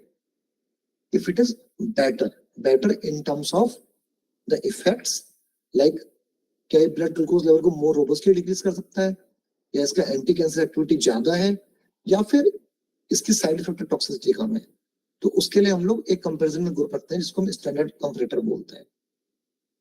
उससे compare करते हैं. And then after that there is a late phase जिसमें ज्यादा number of patient recruit किए जाते हैं, almost 50 to 500. And ये double blind होती है. Double blind as I mention, doctor को भी नहीं पता मैं पेशेंट को कौन सी दवाई दे रहा हूँ और पेशेंट को भी नहीं पता. And this is very very important to remove the biases. जो भी पूर्वानुमान बोलते हैं ना हम लोग की, क्या पेशेंट को पहले आइडिया लग जाएगा क्या मिल रहा है मुझे, तो वो सब मिनिमाइज करने के लिए. And then we compare it with the placebo and the standard drug, the effects. And outcomes basically are to assess the efficacy against a defined therapeutic endpoint basically, right? तो हमें पता है कि इस केस में एंटी डायबिटिक स्टडी में therapeutic endpoint क्या है? Lowering of the blood glucose level, that is a therapeutic endpoint. Cancer में बात करें तो decrease in the tumour volume, that is a therapeutic endpoint. तो उस अगेंस्ट थेरेपेटिक एंडपॉइंट के अगेंस्ट हम अपने मॉलिक्यूल को कंपेयर कर रहे हैं स्टैंडर्ड ड्रग से या फिर प्लेसिबो. प्लेसिबो मींस अनट्रीटेड, जिसमें हम लोग व्हीकल दे रहे हैं खाली. और यहाँ पे डिटेल काइनेटिक और डायनामिक डेटा कलेक्ट करते हैं हम लोग. काइनेटिक मतलब कि how the what is the absorption distribution, and dynamic means कि थेरेपेटिक एक्टिविटी कितनी प्रोड्यूस हुई. And then we establish a dose and doses for the future trials. And this study this phase generally takes 6 months to 2 years, and the success rate is little bit lower as compared to phase 1. phase 1 में success rate कितना था? 70%, 70%. यहाँ पे 35% है. मतलब 100 molecule अगर जा रहे हैं तो उसमें से 35% मॉलिक्यूल ही पास करेंगे, बाकी सारे मॉलिक्यूल जनरली यहाँ पे फेल हो जाते हैं. After this a phase comes which is known as the phase 3 basically. phase 3 का मतलब basically it is a large basically phase where multi-center trials are conducted. Means in this case large number of patients are recruited ranging anywhere from 250 to 1000 or 2000 patients basically, and it is conducted at different hospitals in one country and sometimes at different hospitals at different parts of the world. हो सकता है एक study America में चल रही है, एक Africa में चल रही है, एक न्यूजीलैंड में, और 4-5-8 स्टडी इंडिया में चल रही है. और जैसा कि मैंने बताया जनरली क्लिनिशियन जो होते हैं, डॉक्टर्स होते हैं, वही इनको करते हैं हॉस्पिटल्स में. और इसमें जो भी एरर आपका रह जाएगा फेज 1 और फेज 2 में, वो यहाँ पे मिनिमाइज हो जाएगा, क्योंकि यहाँ पे हम ज्यादा नंबर ऑफ पेशेंट्स ले रहे हैं. तो कोई भी अगर एरर है, कोई भी डेटा अगर स्मॉल नंबर पॉपुलेशन में नहीं आया तो वो यहाँ रिफ्लेक्ट करेगा. तो you have to analyze your data properly. Method की अगर बात करें, as I mention, these are multi-center trials. They are conducted in different hospitals all over the world, ensuring geographic and ethnic variation. ऐसा हो सकता है कि कोई एक पर्टिकुलर मॉलिक्यूल है, हम बोलते हैं ये एंटी कैंसर है, और पता लग रहा है वो एंटी कैंसर से इंडियन पॉपुलेशन में है, जब हमने अमेरिकन पॉपुलेशन में दिया तो वो काम ही नहीं कर रहा है. ऐसा हो जाता है क्योंकि कई बार अगर हम बात करें जैसे कि species to species variation, gender to gender variation, ऐसे हम रेस की अगर बात करें, रेस यानी कि they are American, we are African, Asian or whatever, right? So depending upon the race, the genetic makeup will be little bit different. So one molecule may act differently in Asian population, but it may have entirely different effect in the American population. तो सारे subgroup को involve करना है to figure out whether this drug can produce the effect uniformly or not.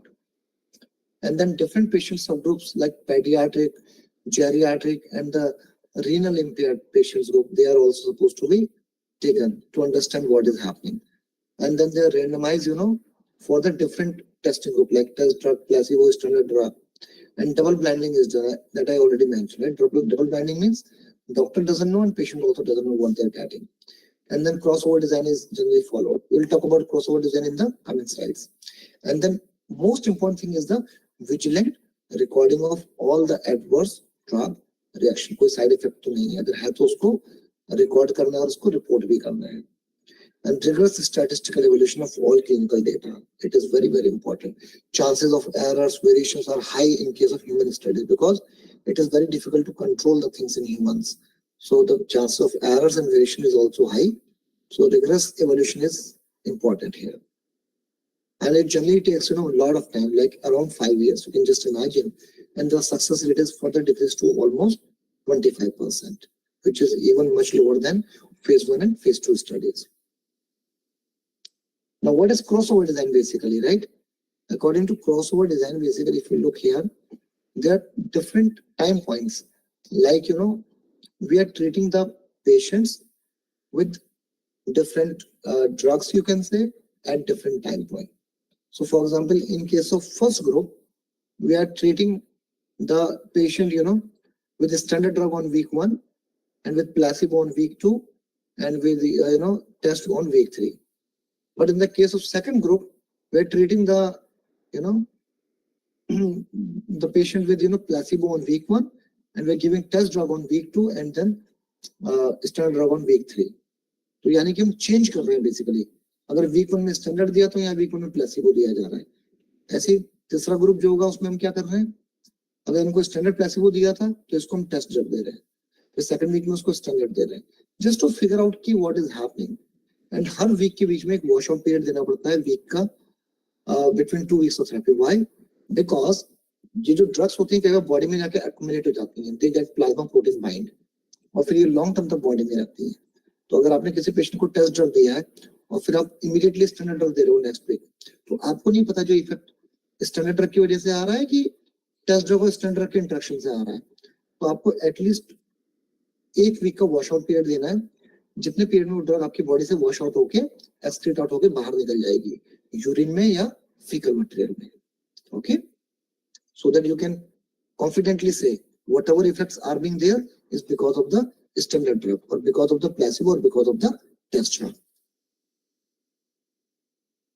Now, if we talk about the phase 4 or the post-marketing surveillance, basically, so for this kind of study, there is no fixed duration because this post-marketing surveillance generally goes for, throughout the period, basically, like till the life of the drug in the market. Because इसमें patient population भी fix नहीं, ये generally patients के ऊपर ही होता है. And it is like a surveillance basically. आपने देखा होगा एक फील्ड है जिसको हम बोलते हैं फार्माकोविजिलेंस. आई डोंट नो आप में से कितने लोगों को पता है, बट बहुत सारे बीएससी एमएससी के बच्चे या फिर जो बी फार्मा एम फार्मा के बच्चे होते हैं वो इस एरिया में काम करते हैं. और ज्यादातर वो कई बार जो बाहर की जो कंपनीज होती हैं उनके लिए भी काम करते हैं और नाइट शिफ्ट में काम करते हैं. क्यों? वो जब हमारे यहाँ पे रात होती है तो उनके यहाँ पे दिन होता है. और उनका काम क्या कंपनी में, वो जो भी बेसिकली ड्रग्स पेशेंट्स में दिए जा रहे हैं या जो पेशेंट ले रहे हैं ऑल ओवर द वर्ल्ड दवाइयां, उनमें कोई साइड इफेक्ट आ रहे हैं या नहीं आ रहे हैं, उनको रिकॉर्ड करना उनका काम है.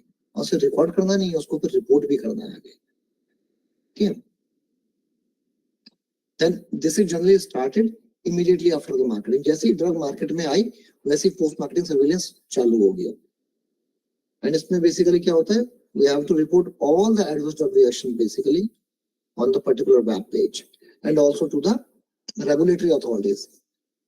So it has to detect the rare ADRs. Rare ADR मतलब ऐसे adverse drug reaction जो बहुत common नहीं हो, rare हो, या फिर drug interaction, or also new uses for the drugs basically, which is known as the phase 5 study, जिसको हम serendipity भी बोलते हैं. I don't know आप में से कितने लोग serendipity जानते हैं, but serendipity का मतलब होता है accidental discovery, कि हम तो कुछ और डिस्कवर करने गए थे, पता लगा कुछ और डिस्कवर हो गया. और ऐसा कई बार हुआ भी है पास्ट में कि कोई मॉलिक्यूल डेवलप हुआ किसी एक बीमारी के लिए और बाद में पता लगा कि ये तो किसी और बीमारी को भी ठीक कर रहे हैं. जैसे मैं लोपेरामाइड की स्टोरी बताऊं, पता नहीं आप लोगों में से कितने लोग जानते हैं.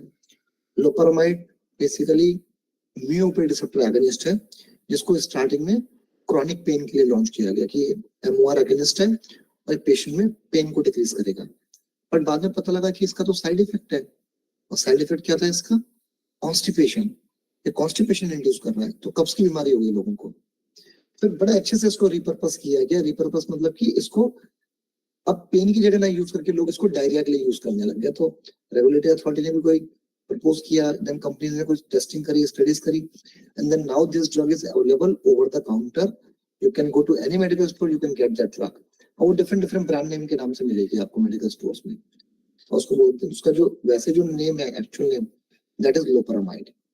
तो क्योंकि उसका साइड इफेक्ट कॉन्स्टिपेशन है तो उसको डायरिया में लेंगे तो तुरंत दस्त बंद हो जाते हैं. तो that is a very good drug for diarrhoea.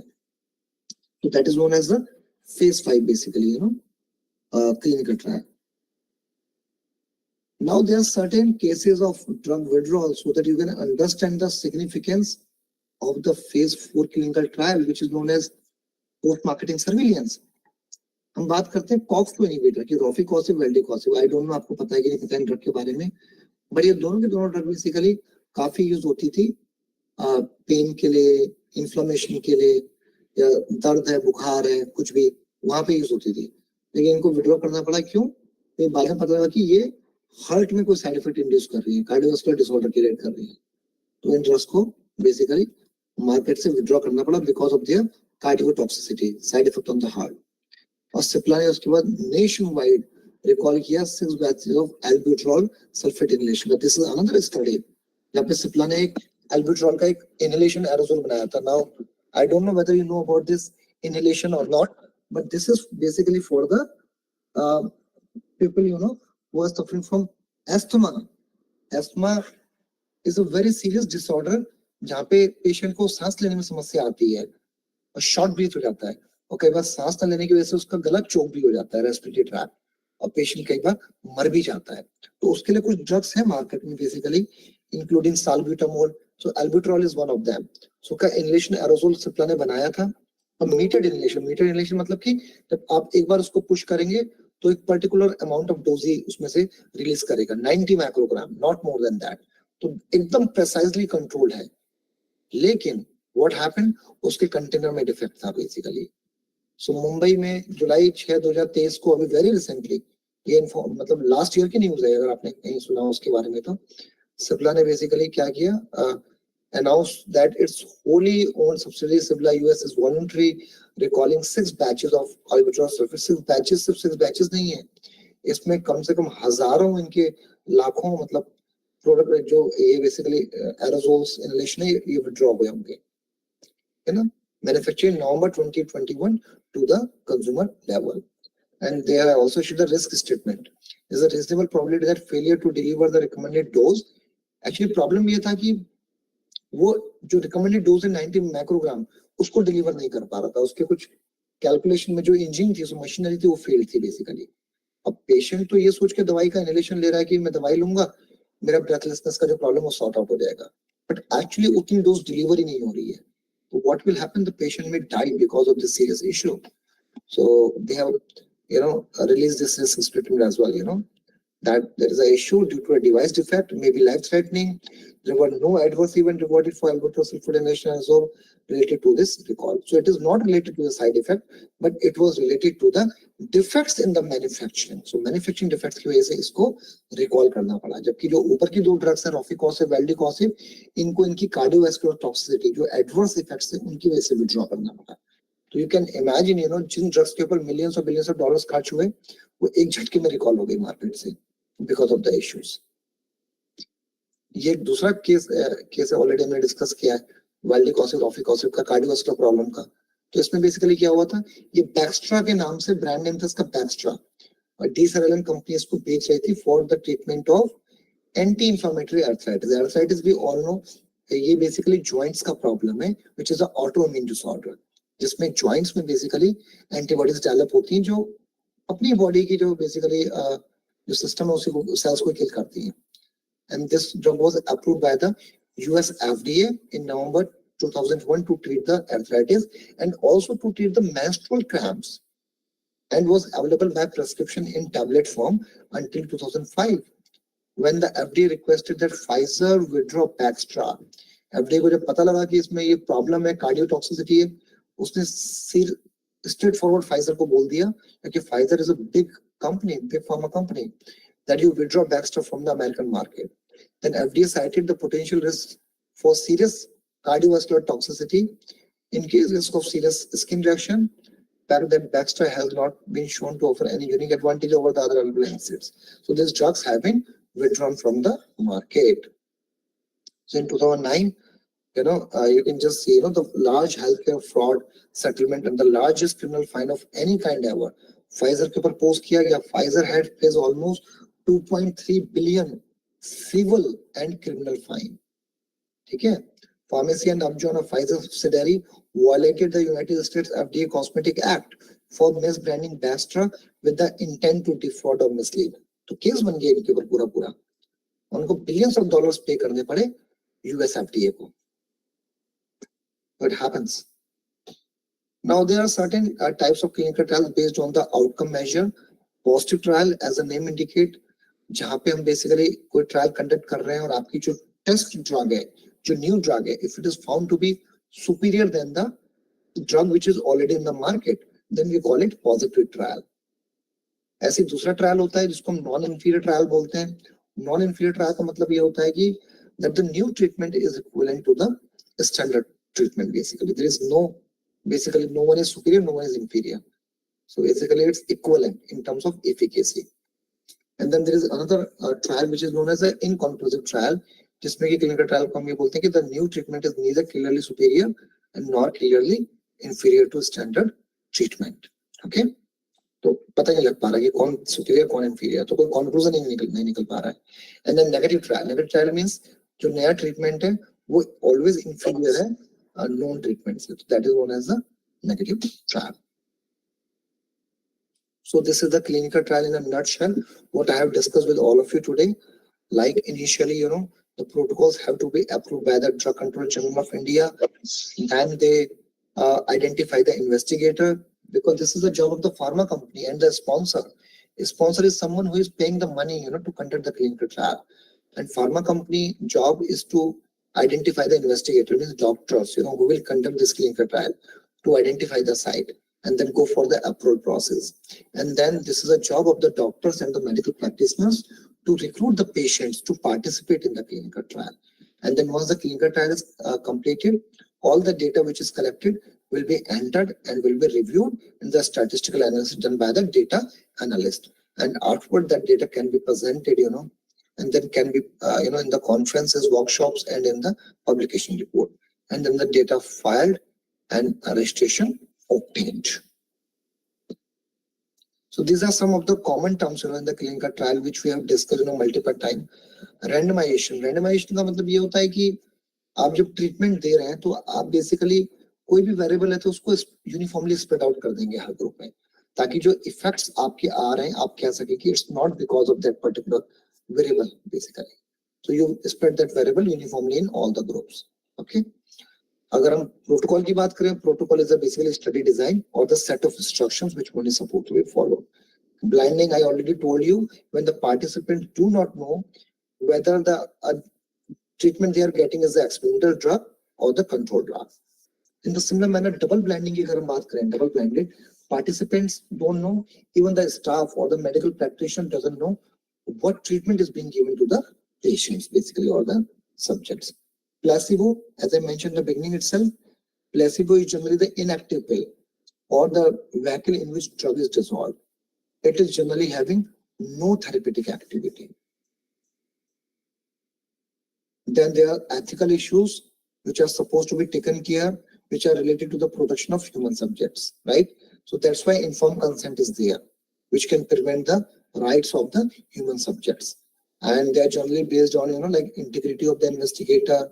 And there is one committee which is known as the Institutional Review Board. Now, what is the job of this committee basically?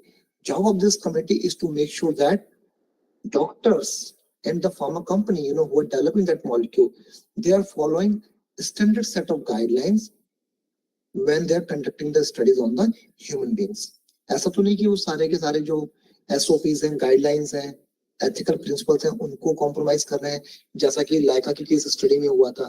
सारे ethics, सारे morals compromise हो गए थे. यहाँ पे हम animal life से deal नहीं कर रहे हैं, हम डील कर रहे हैं human life से. And human life we consider highly precious. So यहाँ पे मिस्टेक का कोई चांस ही नहीं है. इंटेंशनल मिस्टेक का तो कोई चांस ही नहीं है. वो सीधे फिर क्राइम में आता है.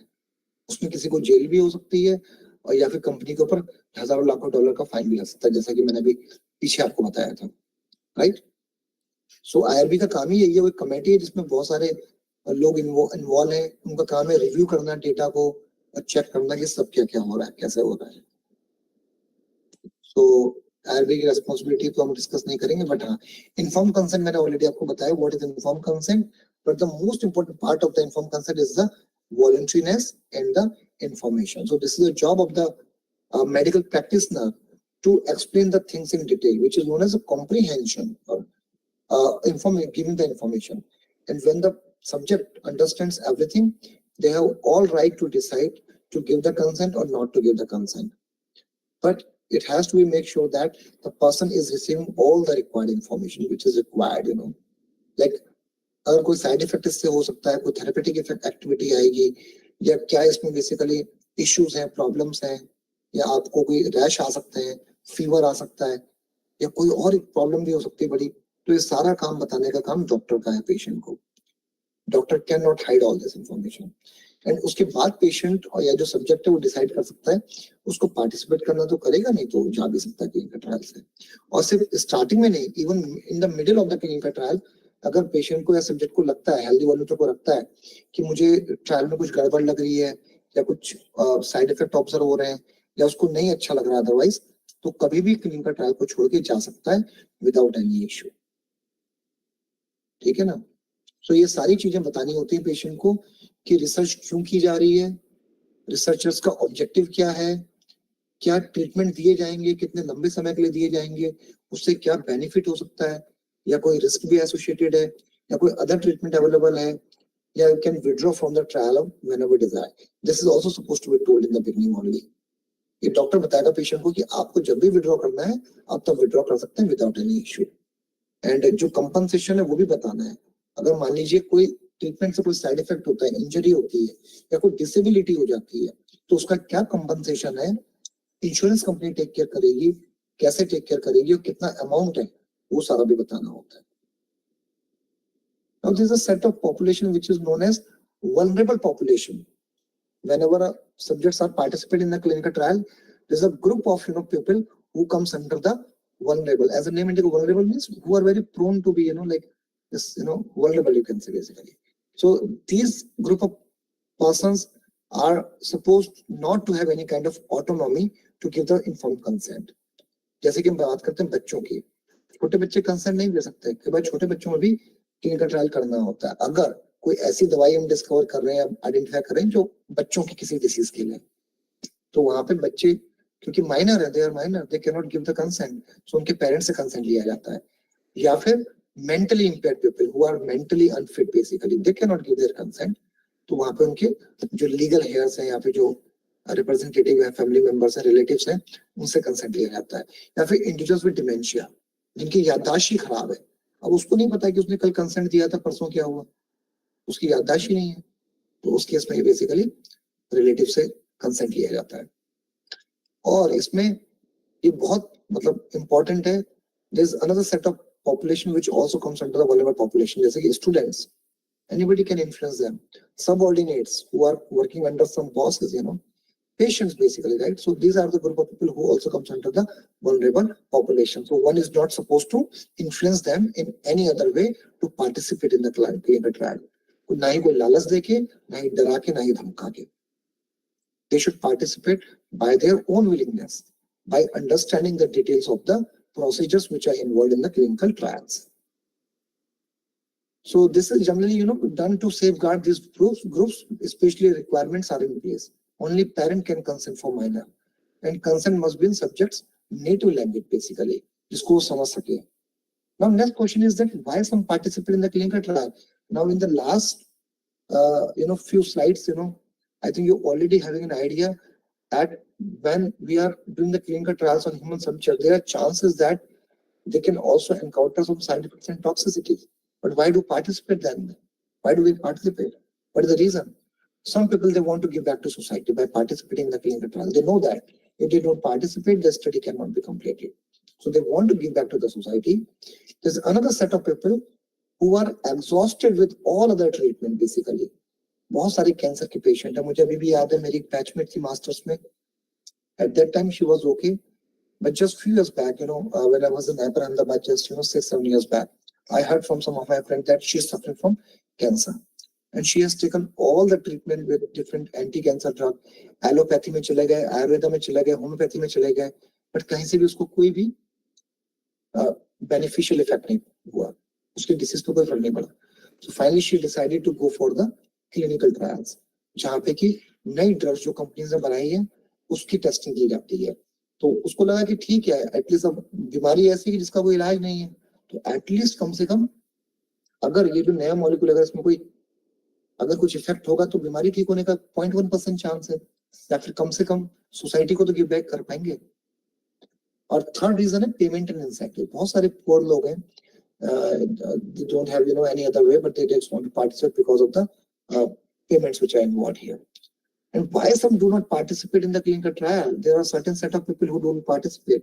आप भी नहीं करेंगे, आपको मैं बोलूंगा you want to participate, you will also not participate, right? There are number of reasons. Mistrust on the study. We don't know, like whether this clinical trial, how it will be done, how it will be conducted, whether SOPs will be, followed or not, whether there will be any side effect or toxicities, and nobody want to be a guinea pig. Nobody want to be a animal, on which something will be tested, right? Sometimes people do not meet the criteria. As I told you, inclusion criteria and exclusion criteria. So sometimes people want to participate very enthusiastically, but they do not meet the desired criteria to participate in the clinical trial. तो उनको भी clinical trial से बाहर करना पड़ता है. Sometimes कुछ लोग ऐसे होते हैं कि जो टाइम ही नहीं दे पाते स्टडी विजिट्स के लिए, तो फिर they also cannot participate. कई बार बैरियर होता है लैंग्वेज का, डिस्टेंस का, कुछ लोग को भाषा का प्रॉब्लम है, ट्रांसलेट करने के लिए कोई नहीं है उनकी लैंग्वेज में, तो वो लोग हेजिटेट करते हैं, दे डोंट कम. डिस्टेंस का प्रॉब्लम है, हॉस्पिटल नहीं आ सकते, गांव बहुत दूर है शहर से, यहाँ पे हॉस्पिटल साइट है. So these are all different reasons, why people cannot participate in the clinical trial. So this was all from my side, for today's discussion. And if you have any questions, I would be very happy to answer and participate in interaction with you. And this is the beautiful Ghat of Varanasi. If any one of you is visiting Varanasi anytime, feel free to get in touch with us.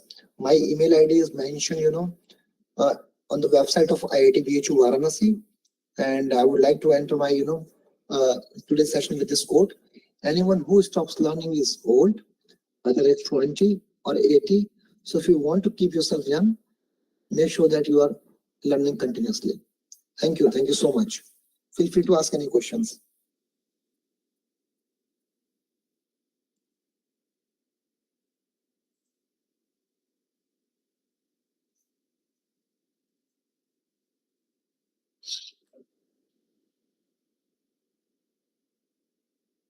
So thank you so much for everyone. So I think Sir, one question. Yeah, please ask. It may sound quite, silly, but I have Sure. since, long time. Yeah, feel free to ask. Yeah. Since I do not belong to the field, so out of curiosity, these drugs, those are given to for a therapeutic use for a particular disease. How it come to know that this will work for that disease particularly? The Right. blood absorbs, it goes to the, whether it is injected or taken orally, it will go to the entire body. So how it? Right. So very good question, Rashmi ji. So Rashmi ji का जो question है वो ये है कि जो भी drugs हम बेसिकली पेशेंट्स को दे रहे हैं, सब्जेक्ट्स को दे रहे हैं किसी भी डिसीज के लिए, जैसे डायबिटीज है, कैंसर है, या अल्जाइमर है, या कोई भी आर्थराइटिस है, कोई बीमारी है, तो how do we know that कि it is going to treat this disease? तो जैसा कि मैंने ड्रग डिस्कवरी में आपको स्टार्टिंग में बताया, बहुत सारी फेजेस हैं. उसमें सबसे पहली फेज है वो है रैशनल ड्रग डिजाइन.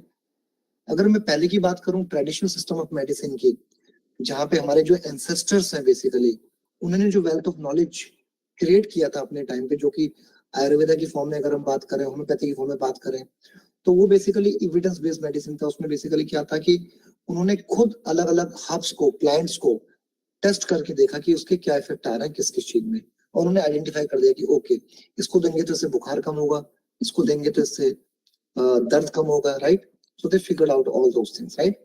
बट जब मॉडर्न सिस्टम ऑफ मेडिसिन की बात करते हैं तो it is highly evidence based, जहां पे कि हम ड्रग्स को ट्रायल एंड एरर बेसिस में नहीं टेस्ट कर रहे हैं. हमको पता है कि इस पेशेंट को डायबिटीज है और डायबिटीज के हमको मॉलिक्यूलर टारगेट्स ऑलरेडी पता है. तो that is the advantage of the modern system of medicine की, जहाँ पे हमको पता है कि डायबिटीज क्यों हो रहा है. डायबिटीज में हाइपरग्लाइसीमिया है, जहाँ पे ब्लड ग्लूकोज लेवल बहुत ज्यादा बढ़ जाते हैं. हमको ये भी पता है कि ब्लड ग्लूकोज लेवल क्यों बढ़ जाते हैं, क्योंकि उस पेशेंट में इंसुलिन की डिफिशियंसी हो जाती है. इंसुलिन जो हार्मोन है वो कहाँ से रिलीज होता है? पैनक्रियास की बीटा सेल से. तो ऐसे पेशेंट में या तो पैनक्रियास का बीटा सेल रिलीज नहीं कर पा रहा है इंसुलिन को, या फिर जो उनके इंसुलिन रिसेप्टर है जो कि टाइप 2 डायबिटीज में होता है वो डिसेंसिटाइज हो गए हैं, राइट? तो दीज आर द थिंग्स. सो हमें टारगेट पता है, उसके हिसाब से हम क्या करते हैं, लैब में मॉलिक्यूल्स को सिंथेसाइज करते हैं. अब जो मेरा मॉलिक्यूल है वो बेसिकली क्या करेगा, वो बीटा सेल्स को एक्टिवेट करेगा, या फिर जो और उसमें एंजाइम्स हैं जो इस इंसुलिन को मेटाबोलाइज करते हैं, जैसे TTP4 की बात करें, डाइपेप्टाइल पेप्टाइडेस 4, एक एंजाइम है बेसिकली, GLP-1 अगेनिस्ट हो गए, जो कि बेसिकली इंसुलिन की तरह काम करते हैं। तो ये बहुत अलग अलग मॉलिक्यूलर स्विचेस हैं, आप ऐसे बोल सकते हैं कि ये एंजाइम्स हैं, प्रोटीन्स हैं, जो डायबिटीज की पैथोलॉजी में इन्वॉल्व है। तो जो ड्रग्स डिस्कवर की जा रही है, लैब में सिंथेसाइज की जा रही हैं, वो इन्हीं टारगेट्स के अगेंस्ट की जा रही हैं। तो पता है कि और ये इस टारगेट को इनहिबिट करेगा या इस प्रोटीन को अपरेगुलेट करेगा। इसीलिए फिर बनाने के बाद इस मॉलिक्यूल को टेस्ट किया जाता है इन विट्रो सिस्टम में, जहाँ पे हम सेल लाइन लेते हैं, या फिर एनिमल सिस्टम में टेस्ट किया जाता है काम कर रहा है कि नहीं कर रहा है। अगर नहीं कर रहा है तो हम उस मॉलिक्यूल को छोड़ देते हैं, we don't take that molecule forward.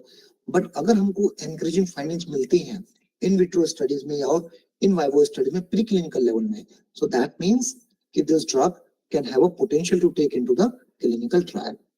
सो इसको हम बोलते हैं रैशनल ड्रग डिजाइनिंग बेसिकली। तो हमें पहले से ही पता है टारगेट क्या है, हमको पता है बीमारी क्या है, वही मॉडल यूज किया जा रहा है और ड्रग को अकॉर्डिंगली फिर टेस्ट किया जा रहा है। बट कई बार सेरेंडिपिटी होती है, जैसा कि हम बात की लोपरमाइड के केस में, लोपरमाइड को पेन ट्रीटमेंट के लिए लाया गया था, क्रॉनिक पेन, न्यूरोपैथिक पेन के लिए, बट लेटर ऑन पता लगा कि वो तो कॉन्स्टिपेशन क्रिएट कर रहा है एज अ साइड इफेक्ट, तो साइंटिस्ट ने उसको प्रपोज किया for the treatment of diarrhoea. Thank you, sir. I hope I answered your question. Yeah, thank you, thank you. I think Vidyarthi ji is asking some questions. Yeah, please ask.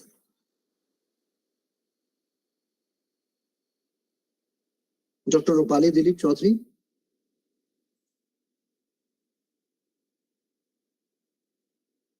Yeah. Feel free to ask, if you have any questions. Yeah, please. Dr. Devnath, do you have any questions? Yes, sir. Yeah, please ask. So during your session, you have discussed about the generic medicine as well as the patented drugs. Yes. So once you release a drug in the market, you actually disclose the name of the active component. So what is the meaning of being patenting a drug? Because you are already disclosing the active component. So is it that no other company has the right to Yes. produce that component? Right, that's correct. That is what patent is for. Patent is protecting for your the protection for your IPR, which is known as the intellectual property right. So you have, for example, synthesized that molecule. So now you have IPR on that, basically patent rights on that. So instead, you have to disclose the details, because without disclosing the details, nobody is going to trust on your medicine, basically, right? So you have to disclose the detail, but you have the rights for particular duration of time, like for 10 years, 20 years, based on the patent application you have filed.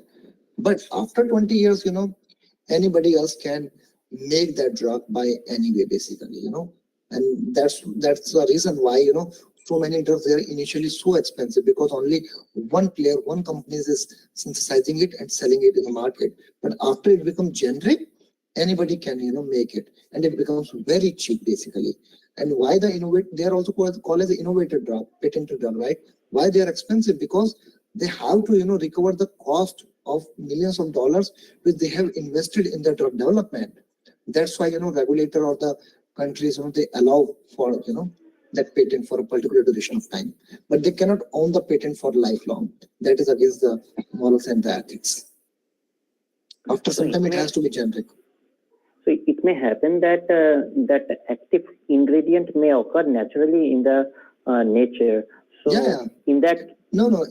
Sometimes, if it is existing in the nature, and if they have modified it, basically, then it is their patent. But if it is natural, then I think it's not patentable. Then anybody can use this. There are so many curcumin, right? Turmeric, basically, we are using it for a long time. Haldi hum sabhi log khate hain. I'm actually asking in that regard, because some medicine companies. In that case, it doesn't have any patent or those kind of things. But yes, अगर उसको natural कोई अगर medicine है, उसको किसी ने formulate किया किसी पर्टिकुलर फॉर्मुलेशन में, कोई नैनो पार्टिकल बना दिया, कोई स्पेसिफिक टैबलेट बना दी, तो वो पेटेंटेबल है। जैसे आपने उसको मॉडिफाई किया किसी भी फॉर्म में, सेमी सिंथेटिक, उसमें आपने कुछ एडिशंस कर दिए या कोई फॉर्मुलेशन बना दी, तो immediately it is patentable, basically. Now somebody else can come and make another formulation of turmeric, of curcumin. That's fine. He can patent his own formulation, right? Okay. So I have one question regarding this patent also. So I had an impression that you patent the process of drug making. So is that correct? Or So actually, there are two kinds of patent. One is product patent, one is process patent, right? So definitely Okay. process is patented, right? So by which process you have made that particular molecule, right? So someone else can make it through some other process, right? Yes. But once the product is patented, that doesn't matter whatever is the process, nobody else can make the same product, basically. Okay. Okay. Thank you. Thanks. So that Any- means during trials, this process patent would be in force. And So after, so patent is not into picture until the drug is approved by the regulatory authorities, basically. Once the molecule is approved by the Drug Control General of India, so then it can be patented by the company, basically. okay, so after trial only. Yeah, after trial only. Before that, we don't know whether it is going to work or not, and whether it may have some toxicity or not, right? Okay. So after that, it can be patented. Thanks. Any other questions? So myself, Indra Pradarshini. Yes, please ask. तो मेरे को ये पूछना है sir, मैं इससे related तो नहीं हूँ इस सब्जेक्ट से, बट मुझे पूछना है, जैसे आपने अभी कहा टॉक्सिसिटी तो नहीं है, तो अभी हाल ही इंडिया के कुछ कप सिरप्स को बैन किया गया है अब्रॉड में, जिसकी वजह से 141 चिल्ड्रंस डाई हो गए थे. Yes, तो वो कैसे सर, उसका ट्रायल नहीं हुआ था sir? That's a very good question, Indra. You're right. So कई बार ऐसा होता है कि बहुत सारे drugs syrup basically as I mentioned, there are a lot of basically variation कहीं पे भी हो सकती है. अब जेंडर की अगर हम बात करें, जेंडर डिफरेंसेस हैं, वहां पे भी इफेक्ट पूरे चेंज हो जाते हैं कई बार. एशियन पॉपुलेशन है, अमेरिकन पॉपुलेशन है, एथनिक डाइवर्सिटी है, ज्योग्राफिकल वेरिएशन है. तो there are lot of variable factors which plays a role basically. ऐसी डाइट है, डाइट की बात करें कोई, so variable factors can be numerous basically which can affect the efficacy of a drug molecule and the toxicity as well. तो ऐसा नहीं कि उसके ऊपर ट्रायल नहीं हुए होंगे. अगर ट्रायल नहीं हुए तो मार्केट में आ ही नहीं सकता था, इम्पॉसिबल था. बट कई बार ऐसा होता है कि बहुत सारे प्लेयर्स ऐसे होते हैं जो मैनिपुलेशन भी करते हैं. ये मार्केट बहुत बड़ा है basically, and everything is controlled by the money, right? So अगर ट्रायल्स बहुत प्रॉपर्ली कंडक्ट नहीं हुए हों, डेटा बहुत मतलब जेन्युइन नहीं हो, तो उस केस में ऐसा हो सकता है. यू डोंट नो कि कितने बच्चों के ऊपर ट्रायल हुआ होगा या कितने बच्चे के लिए ट्रायल मिले होंगे. उन्होंने हो सकता है कि 100 के ऊपर ट्रायल किया और दिखाया हमने 500 के ऊपर ट्रायल किया हो. कई बार चीजें बहुत मैलिशियस होती हैं, they are not conducted as per the guideline. So it is the job of the regulatory authorities to make sure that everything is done as per the guidelines. So in these conditions, these kind of things may happen. India के और भी drugs बहुत सारे कुछ ban हुए हैं, but ये भी ट्रू है कि we are the biggest supplier, biggest pharmacy of the world. हम ये लोग पूरी दुनिया को सप्लाई कर रहे हैं दवाइयां. बट यस, क्वालिटी पे फोकस करना बहुत इंपॉर्टेंट है, whether we are able to deliver the quality medicine और नॉट. बहुत सारी और भी कंट्रीज में इनकी ड्रग्स बैन हो जाती हैं, ऐसा नहीं है. It's a very routine process, but yes, it may happen.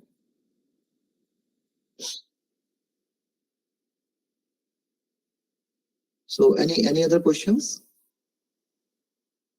So I would really appreciate if you can all fill the feedback form and can submit it to our Office of Teaching Learning Cell, so that we can have a much better idea about your learning, how you have learned, how you have performed, and then see you in the next session. Yeah. Thank you so much, and feel free to get in touch if you have any further questions. Feel free to write my email, and I would like to get back to you whenever I have time. Thank you. Wish you all the best. Thank you, sir. Thank you, sir. Thank you.